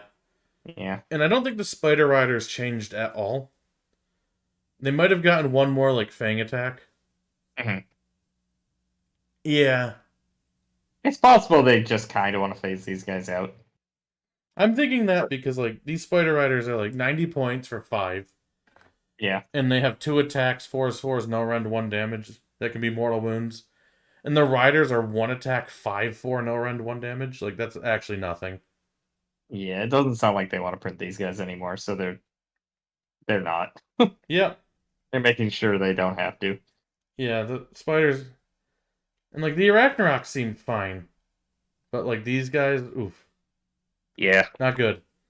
Yeah. Oh, I guess the Scuttle Boss is the exception where all of his things do. Instead of just the spider, all of his weapons are. Eh. Yeah, I'm not sold on him. He can wear that cool helmet, but he might be a cool. Are we totally wrong scalpel. here? Is there somewhere reason we're totally wrong here? Maybe. Spider Riders are very cheap. Yeah. They're pretty wound efficient overall. Save's not great. It might be because we're coming right off the back of the trolls. That are like really flashy and impressive. Yeah, it's possible the points are just actually like low enough that they're good. But it just doesn't feel like it. Yeah, I just They don't just think they feel do a underwhelming. thing though, you know? Yeah. And like Probably I right. think What was their move characteristic again? 10. That's pretty good. Like movement's good. Yeah, and they can fly don't over dodge- terrain. That's something. Yeah. Which is something. Yeah. I don't know. I'm trying to give them the benefit of the doubt. I don't want to just be like, They're not nope. good. Let's move on, yeah. Yeah. Yeah, I think that hero can be a scalpel, to be honest. Because like 8 attacks, 2 damage that are mortal wounds on 6s or 5s under the light of the Mad Moon. That's And pretty it's good. really hard to hit them with that one relic. He might be a decent scalpel, but he's not Like, a very maybe good support piece. Maybe it's enough mortal wounds that these guys dish out to under the light of the Bad Moon. Maybe. Yeah, that might be a possibility. Yeah. Maybe we're just not. Maybe we just can't see the like I the guess your sheer Spider maybe Riders are the your sheer fastest amount screens, of them yeah. that you could run is just like Mm-hmm. makes it worth it, right? Right. And I guess what Electman's saying is like they're your best fast screen. Yeah, oh yeah, they're Which definitely is that. reasonable too. Yep. Yeah. I mean, maybe. Are Boingrot hoppers or not Boingrot hoppers? It's Just Squig Squig hoppers. yeah. There are a lot more points. But They are. I mean, that's true. they're probably just better though. I don't know. They do stuff. They definitely do stuff. I think they actually do a lot of stuff. I agree. Yeah. They seem interesting. But yeah. Web Spinner Shaman, he's a wizard who's 65 points. okay. That's well, good enough. Yep, that is good enough. Yep. Wow, that is real cheap. He's got a roll on him. He's got a 5-up board and he's got a spell. Casting value 4, range of 24. Pick one Spider Fang unit until your next hero phase. That unit can run and shoot and or charge in the same turn. And if you got an 8 or more, you pick D3 spider unit. He's just a 65-point wizard. That's all. And he has that spell that makes it so 1s and 2s automatically fail on hits and saves. Oh, yeah, right. That's it. That's all I see him for, but that's good enough. That is good enough. Yeah. Ragnarok with War Party. This guy counts as 10 for the purpose of contesting an objective instead of 5. We finally did it. Ooh. They got like the War Party on their back. If you have a Spiderfang General, their battle line. 16 wounds with a 4-up save for 230 points. A bunch of garbage attacks, and then the spider attacks are 4, or how many attacks does he have? Does he even say? No, it doesn't say. It must be a bracketing thing that's wasn't copied over. Yeah, that's a little hard to evaluate then, but that's okay. Yeah, but it's a monster with 1 damage weapons. Yeah. And 4 3 damage weapons. Okay. They might be reasonable. They might not be. I'm not super excited for them. I would guess the spiders are going to be okay. Yeah. And I bet you like a 65-point wizard's going to find his place. Oh, absolutely. I'm really curious what that attack profile is. Right. On that Arachnarok, 'cause that's gonna like really determine it for me. Oh yeah. Yeah. With War Party, okay. Chitinous legs. Okay, so he's got 8 attacks, 4s, 3s, -1, 1. And 4 attacks, 2s that bracket, 3s, -1, 3. So not amazing damage. This guy just counts as 10. Okay, I'm not sold on this one. I think it's the value that he can be battle line. Yeah, which is kind of cool. Yeah. It's always fun when your monsters are battle line. Yeah. But I find the funny thing is, even when my monsters can be battle line, I'm always taking other battle line anyway. Yeah, exactly. And then I'm just like overloaded on battle line, which isn't a problem or anything, but like it's just kind of funny. I think there's value in being able to take 2 battle lines and a monster, realistically. Yeah. Yeah, like that's when like Deepkin, like I want the turtle, and I'm probably playing Nautilus a lot of times just to like bring the turtle and then not eat into like a lot of my points, and then just do like 2 Reaver units as the other battle line. Right. And then just bring like a bunch of eels and sharks and stuff. Yep. I think that seems reasonable. And let's see. Web spinner. So it's the shaman on the spider. He's 270. Same profile. Range 6, casting value 6, range 18. Pick 1 friendly spider fang unit. Wholly within range. Until the start of your next hero phase, add 1 to the number of mortal wounds caused by its venom ability. It triggers on a 6. Oh, okay. There we go. So that's what you do. You just like get a bunch of just like spiders. And if you get an casting rolls with a 10, you get to pick D3. Okay. So when they're doing 2 damage on their spider bites, they're a lot better when we're doing 1. Yeah, especially with how cheap they are. Yeah. Okay, I see how this is starting to kind of come together. Yeah, there's something here. It seems reasonable, but like just not as good. Yeah. Right? Maybe it is. I don't know. Yeah, it's probably just okay. But like, it's probably not embarrassing. Exactly, yeah. Yeah, like a monster wizard's always kind of fun too. Because it's like it has your casting platform, and if you want it for just Mystic Shield, you still have it, and then it's still like an actual fighting platform. Yep. That can hold points. I like that about them usually. Yeah, okay, that's a pretty good unit.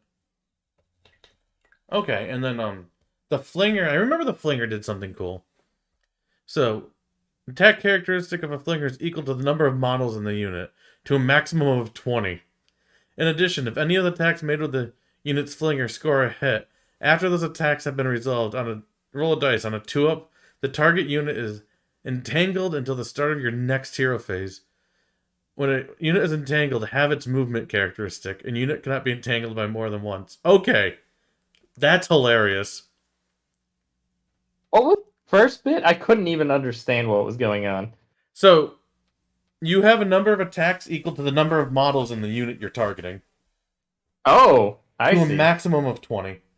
Okay. So So it's real good at killing chaff. yeah. And all it needs to do is score a hit to have the unit's movement. That's pretty good. Yep. And it hits on 3s. With up to 20 attacks. Okay, that thing just seems nuts to me. That is pretty fun.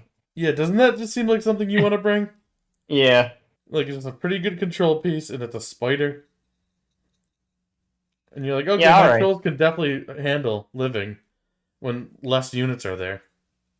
I think the spiders have something. I think this I think it's model in particular has something. Well, yeah, that's true. Yeah, this is awesome. Yeah, okay. I think there's something here. There's a playable army here for sure. Yeah, I think so. Yeah.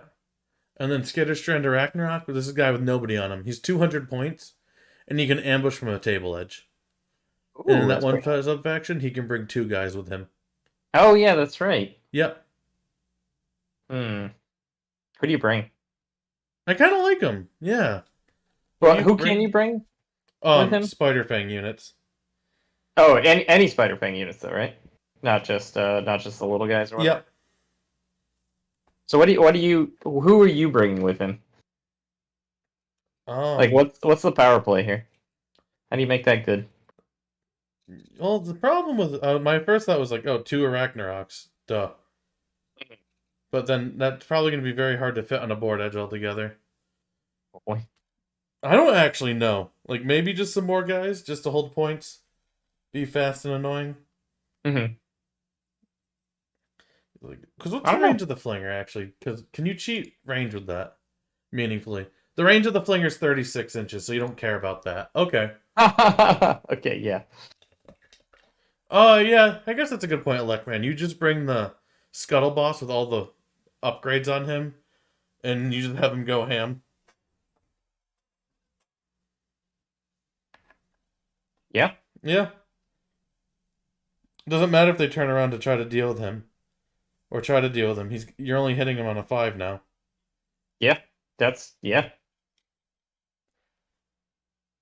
Alright, yeah. Alright, I can see that. Well, that's his spell though, right? Or is that something else? There's an artifact that you can bring with Spider Fang. Oh, that's you right. can only hit him with a 5 or 6. Yep, that's right. Yep. I thought that was a spell for some reason. Okay, yeah. So you're bringing that hero. You're probably bringing some foot guys too. I would imagine. I'm not sure. Did you have any thoughts? No, I had no thoughts whatsoever. I was leaving that to you. Yeah. And I'm struggling to come up with any. Yeah. Yeah. Alright. Yeah, I think that's for somebody who's brewing with the book to really figure out. There's nothing obvious to me. Yep. Because like the only thing that makes sense is like, oh, you can cheat range on something, and their range thing is 36 inches. Yeah. Yeah. Like, I guess all right. the spider bows are 16-inch ranges, and like the Arachnaroks with like war parties on them have spider bows. Do the Spider Riders? Oh yeah, I guess the Spider Riders have bows too. But all the bows are 4s and 5s, so I don't care. You know? Yeah. That one's tough. Possible is just not good enough. Yeah, it's possible. But if somebody figures that out, like, I'd love to hear it in the comments what you would bring. Yeah, definitely. Yeah, perfect. Alright, we got a few more things to do. We're almost there. Oh my god. Okay, Gobblepalooza. Hey, Gobblepalooza. Basically how they work now is they're a unit of 5, and each guy has a different model in it, and you can pick one of the abilities there. And there's stuff that's like add 1 to attacks. There's you can pick one. Yeah, so the main important one that people are talking about is you can pick one friendly Gloomspite unit within 12 inches of this and improve the rend characteristic of that unit by 1. How it's written right now is that you can stack. So for 145 points, you can just bring like 3 of these and stack them all to 1 unit of bow guys and give them rend 3. There's no way in hell that's staying. Is Gobblepalooza really not unique? They're not unique. Oh. To the point where I think you can reinforce them too. What? And they have a 4-up rally. That's very confusing. Yeah, this thing needs to be FAQ'd to holy hell. Yeah. But the main thing is the rend thing. Yeah, the rend stacking. You pick one of the effects. One of them is add 1 to run and charge, 1 to hit and wound, 1 to rend. I'm almost that unit sure cannot issue or receive commands. Yeah. And subtract 1 from attacks that target Gloomspite Gitz stuff. They gotta make that not stack, right? Like, yeah. Otherwise, that's silly. You can bring them back through the shrine, too. Huh, okay. I think the quickest band-aid fix on this is to make them unique. So that all of these things that are weird don't work all together. That is definitely a quick band-aid. Were they unique before? I don't know. Yeah, that would be interesting to know. If they weren't before, then I can see them not doing it now. Yeah. But they definitely shouldn't be able to stack. Yeah. Yeah. No, I totally agree with that. That would be very silly. Yeah. How many points do they, though? 145? 145, yep. There's probably just too much degenerate stuff you can do, though. Like, that'd be a lot of points to stack -3 on something, but there's probably something that makes it good enough, right? Yeah, the shooters. Yeah. So, like, you grab 3 of them for 145, and that's like 4 something. And then you get a max unit of shooters who will have 180 attacks at rend 3. Yeah. And that's half of your army. That's a lot of attacks at rend 3. Yeah. Yeah. I think they just make these unique, and it solves most of the stuff, but yeah. I kind of want them to be able to come back. Or you just make it so they can't. You just say unit can't receive a bonus from this more than once per turn. Yeah. Or something. And it's good enough. I think it should just be evergreen that you can't affect something with the same name on the same unit twice. Yeah, I mean that would just solve so many problems too. Yeah, and just like, and then you can be specific when you want it to be able to stack, right? Yeah, they were never unique before. Okay. Yeah, so I get it. I think unique for a rules purpose, kind of like how the Lore Seeker was unique for a while. Yeah, would make sense, but I see why you wouldn't want them to be either. Yeah, you want people to be able to run more if that's like what. If they weren't before, yeah, I wouldn't want to do that. Exactly, yeah. So just fix them. But other than that, like giving like the toolbox ability of this unit is really cool, actually. Mm-hmm. Like there's a lot of buffs and debuffs here that are tied to it. Yeah. And I like the idea of bringing them back through the shrine. That's hilarious. Yes. And they're also a wizard. They're also a wizard? Yep. That's cool. Oh, that's fantastic. 145 points. That's a great unit. Yeah, I think so. Alright, Loon Smash and Fanatics. These are the ones that, in short, they hide in the unit and then they come out at the beginning of a combat phase. They have Strike first. 110 points for 5 of them. They're D6 attacks, 4s, 3s, -2 D3 damage. They're alright. Yeah, the fact that you get, like, the pop that they can pop out of a unit. Yeah. I think they're more fun than anything else. Mm-hmm. I think they're just, like, a little too complicated to be worth it, too. That's in, like, reasonable. A serious setting. Yeah. But, like, if you're having, like, yeah, I think they're perfectly reasonable for what they do. Their point cost. Because that could be a ton of damage. And they're, like, swingy as hell. Mm-hmm. But that's fun sometimes. Oh, yeah. Yeah. Yeah. Okay. I'm not usually a fan of the swingy, but you know, I'm not either. here we are. Yeah. I'm just trying to Some think if there's like anything I'm missing here, and I don't think so. Hmm. Yeah. Yeah, and then the other version of that kit is the Spore Splatter Fanatics. So, basically, after deployment, they can move, and they have a -1 to hit aura within 9. So yeah, your friendly Gloomspites have -1 to be hit when they're within 9 of this thing. Oh, that's pretty good. Yeah. And they basically block visibility between them and other units too. Oh, that's interesting. So like if you have to draw a line to go through this unit to hit something, you can't see it. Oh, that's kind of wild. Yep. I like that actually. Yeah. It's kind of like the Deepkin ability. Yep. In a way. Not as good, but Mhm. still the same concept. They remind me of like the Venom Thropes from Tyranids. I'll take your word for Yeah. it. But anyway, like for 90 points, that's a solid unit. Yeah. I like them enough. I think there's 5 of them. They're fine. Yeah. And then we got the Warcry Warband, which is the wolves, and then the new unit of wolves. They have like not great attacks. 110, 135. They both have +1 to hit and wound. They're targeting something with 1 or more wounds allocated to them. Let's see. The first one, Is it like Aura model has died or something? no. So they actually have to have a wound on them? Yes. Ooh. Yep, that's a little different. Yeah. A little not good. I don't like that. Yeah. That's weird.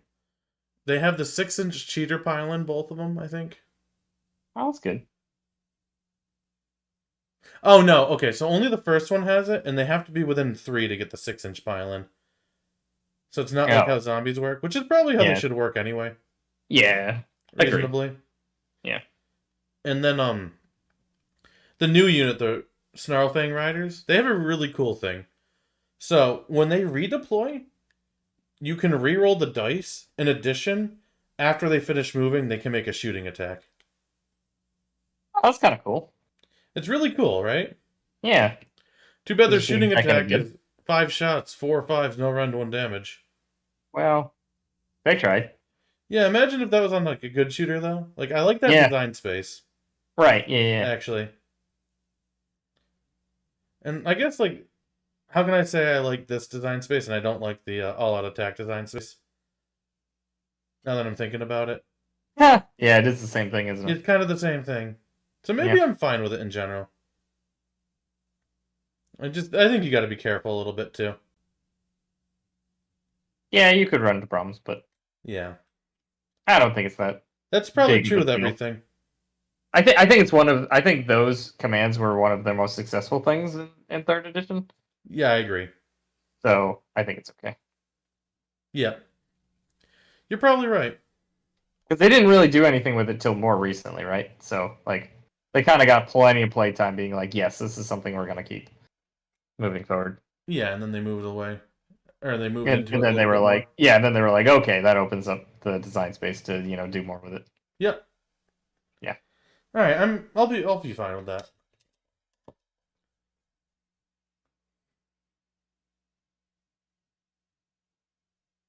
Oh, okay. So -1 to hit on the spore splatters is actually +1 attacks. I misread that. Okay. Sorry, man. I'm just trying to get through this. We're an hour behind. But yeah, I don't think you're bringing these dogs, unfortunately, even though they're really cool looking models. But I just said I don't see a point. that's fair. Yeah. Endless spells. Thank God. Okay. Let's go through these a little quick. Yep. The Cauldron is casting value 5, range of 1, and it's linked to a wizard. There's so many rules about how to summon it and how to place it.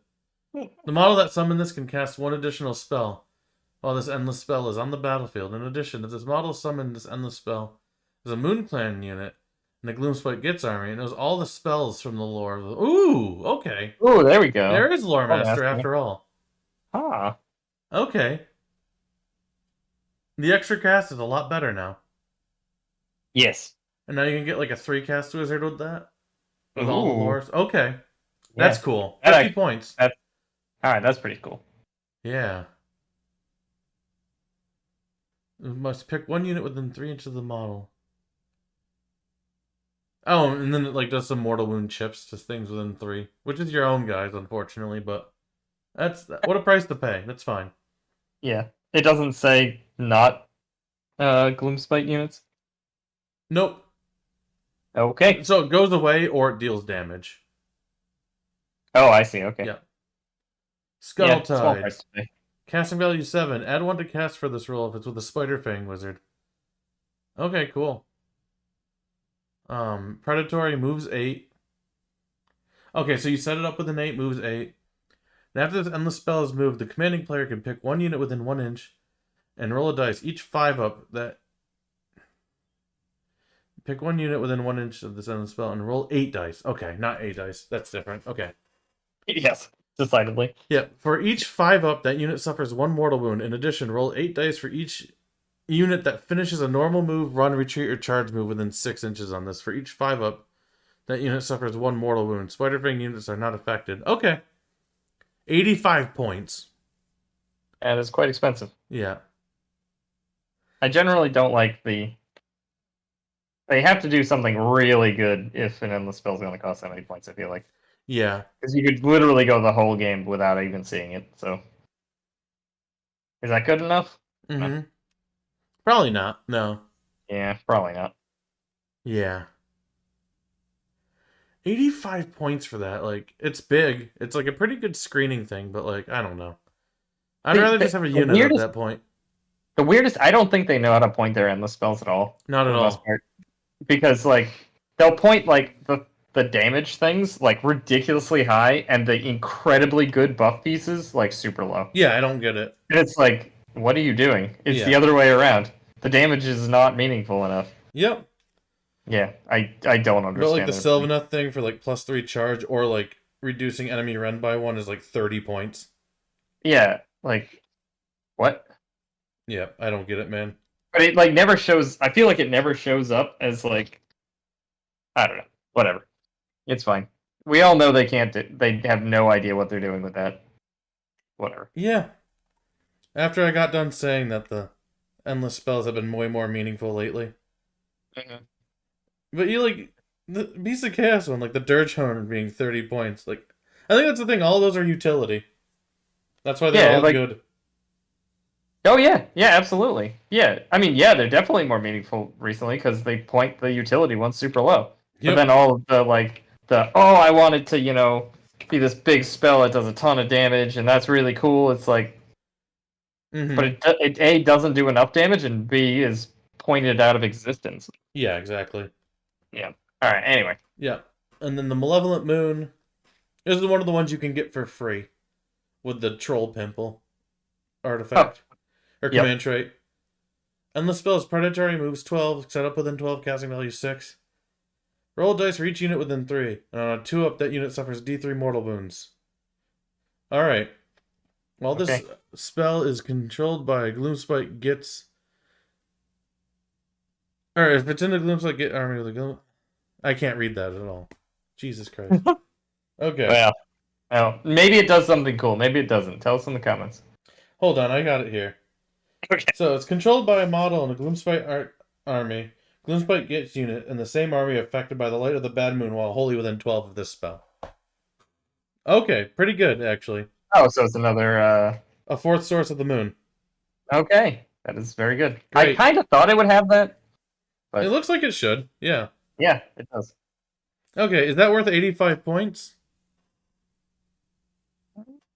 Maybe. Probably not. Probably not. Yeah, maybe, but probably not. I think we got enough sources of the moon. If you're really finding you need it, like, then maybe. This is a great pivot to have.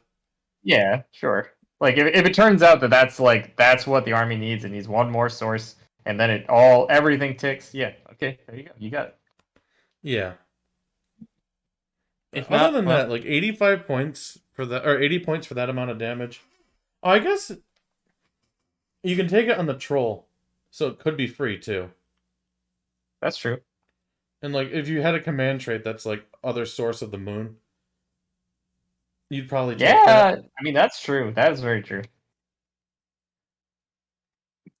Honestly, yeah, if it's endless spell was 80 points and it said your shit gets +1 to save, I'd kind of run that. Yeah, This I would might be kinda run good. that too. Well, okay. The thing is, it doesn't say +1 to save. It says +1 to save sometimes when they wouldn't already have it. Right? Yeah, So it's a little different. it is a little different. Yeah. Yeah, like if the bad moon didn't exist and this gave them the bad moon, Mm-hmm. then yeah, probably actually I would run it. But They're too they can expensive already though. Like all these are too expensive, and I think Yeah. it's just because you have like a command trait that's one of these free. Yeah. Just don't do that command trait and just. Well, no, that really shouldn't affect the cost, right? I don't know. Yeah, I don't know. Well, maybe. I don't know. These seem way overcosted, and it seems Yeah. like it's because they wanted to push Loonskin as a reasonable option. Because if they weren't like expensive, you wouldn't care about that command trait. It's like, oh, I'll spend 20. I'll spend my command trait to get 20 points. Who cares? But if Right. it's like, oh, I spent it to get 85. Okay, that's something. You know? Yeah. Yeah, I see what you're saying there. That's what I mean. Yeah. Yeah, it's like, ooh, free 85 points. Well, yeah, not really. Technically, but Yeah. not 85 points worth of value. Yeah, that's my problem with these. And I guess there's one more. And let's Oh, they see. have 4? Morg's Mighty Mushroom. Casting value 6. Range of 66. And it kind of just sits there. Starting the shooting phase, roll a number of dice equal to each unit within 8 inches of this spell, equal to the number of models in that unit that are within 8 inches. For each 5 up, that... Okay. So, it gets set up 66 inches away from you. And it's a horde clear within 8 inches. Okay. For a 5 up. Alright. For 100 points. Get out of here. Yep. Hey, but with the command trait, it can be free. Maybe it's good enough for that command trait. I think what would make me like that command trait is I gotta reread it to make sure it isn't this, but if it was like you get to pick at the start, like after deployment before the first battle round, which one is the free ones you get, That's cool. that would actually make it really reasonable. Yeah. So you're like, oh, I really need this screen, I'll get the spider one. Well, you can't even pick the spider one. It's true. I don't like these endless spells. Well, let's just move on from them then. And then we're done. Alright, great. Yeah, I feel bad that the show, I'm like, oh, you guys finally you got a good handle on your endless spells now. Good work. And then we read this, and I'm like, oh, never mind. Maybe not this book. It looks like I fucking lied. Yeah, it's okay. They can have some misses. Yep. Overall, what do you think of the book? Oh, it seems fine. It's probably really... I'm sure Gitz players are excited about it. It seems way better. It overall. seems really well thought out overall, with Yeah. the exception of some units. But it seems like there's very well defined roles. There's a really good reason to soup your stuff. Yeah. The stuff seems reasonably costed or unreasonable to the point where it's too cheap. Mhm. In my opinion. Yeah. Which is a good place to be. Points can always be fixed. Yep. It looks like there's a lot of cool builds here. Yeah. There's just a couple of things power level wise that really concern me. The 9-inch objective thing, I'm very afraid of that. Yes. And I think like We'll see. Go ahead. Oh no, we'll see about that. See. Yeah, we'll definitely see. I'm very concerned about that. The troll breath is a little scary too. And just like how cheap a lot of the stuff seems very cheap for how easy it is to get units to come back, right? Yeah. Like the Beast book, everything went way up and they lost their summoning. Yeah, and like this book, exactly. like you got summoning more consistently and things seemed cheaper than before. Yeah. Or like way stronger. I'm a little worried, but that can be fixed with points. The warscrolls seem right. Except maybe the Except for that one, yeah. For that one, yeah. But we'll see. We'll see how that does. I don't know. Yeah. It does seem just very powerful. But Yeah. is it too good? I have no idea. No idea yet. Well, I guess we'll see. Yep. But You have a better intuition on that kind of stuff than I do, so. That's probably true. But I don't know. I feel like if it was like a death book, I'd be like, oh, look how cool this is. Probably not, actually. But maybe not. I'm not sure. Overall, though, I'm pretty positive on the book. Yeah, I think they did a really good job, with the exception of like a couple things. Yeah. Yeah, it's not like they didn't make me really want to run them though. Like, it wasn't like, oh my god, I got to start this army. It's like it's fine. Yeah. And the Luckman, the Underworld's world bands, I usually don't read them because they're usually like okay or bad, and like a lot of annoying profiles. Yeah. But one of them has a fight on death. Zarbog.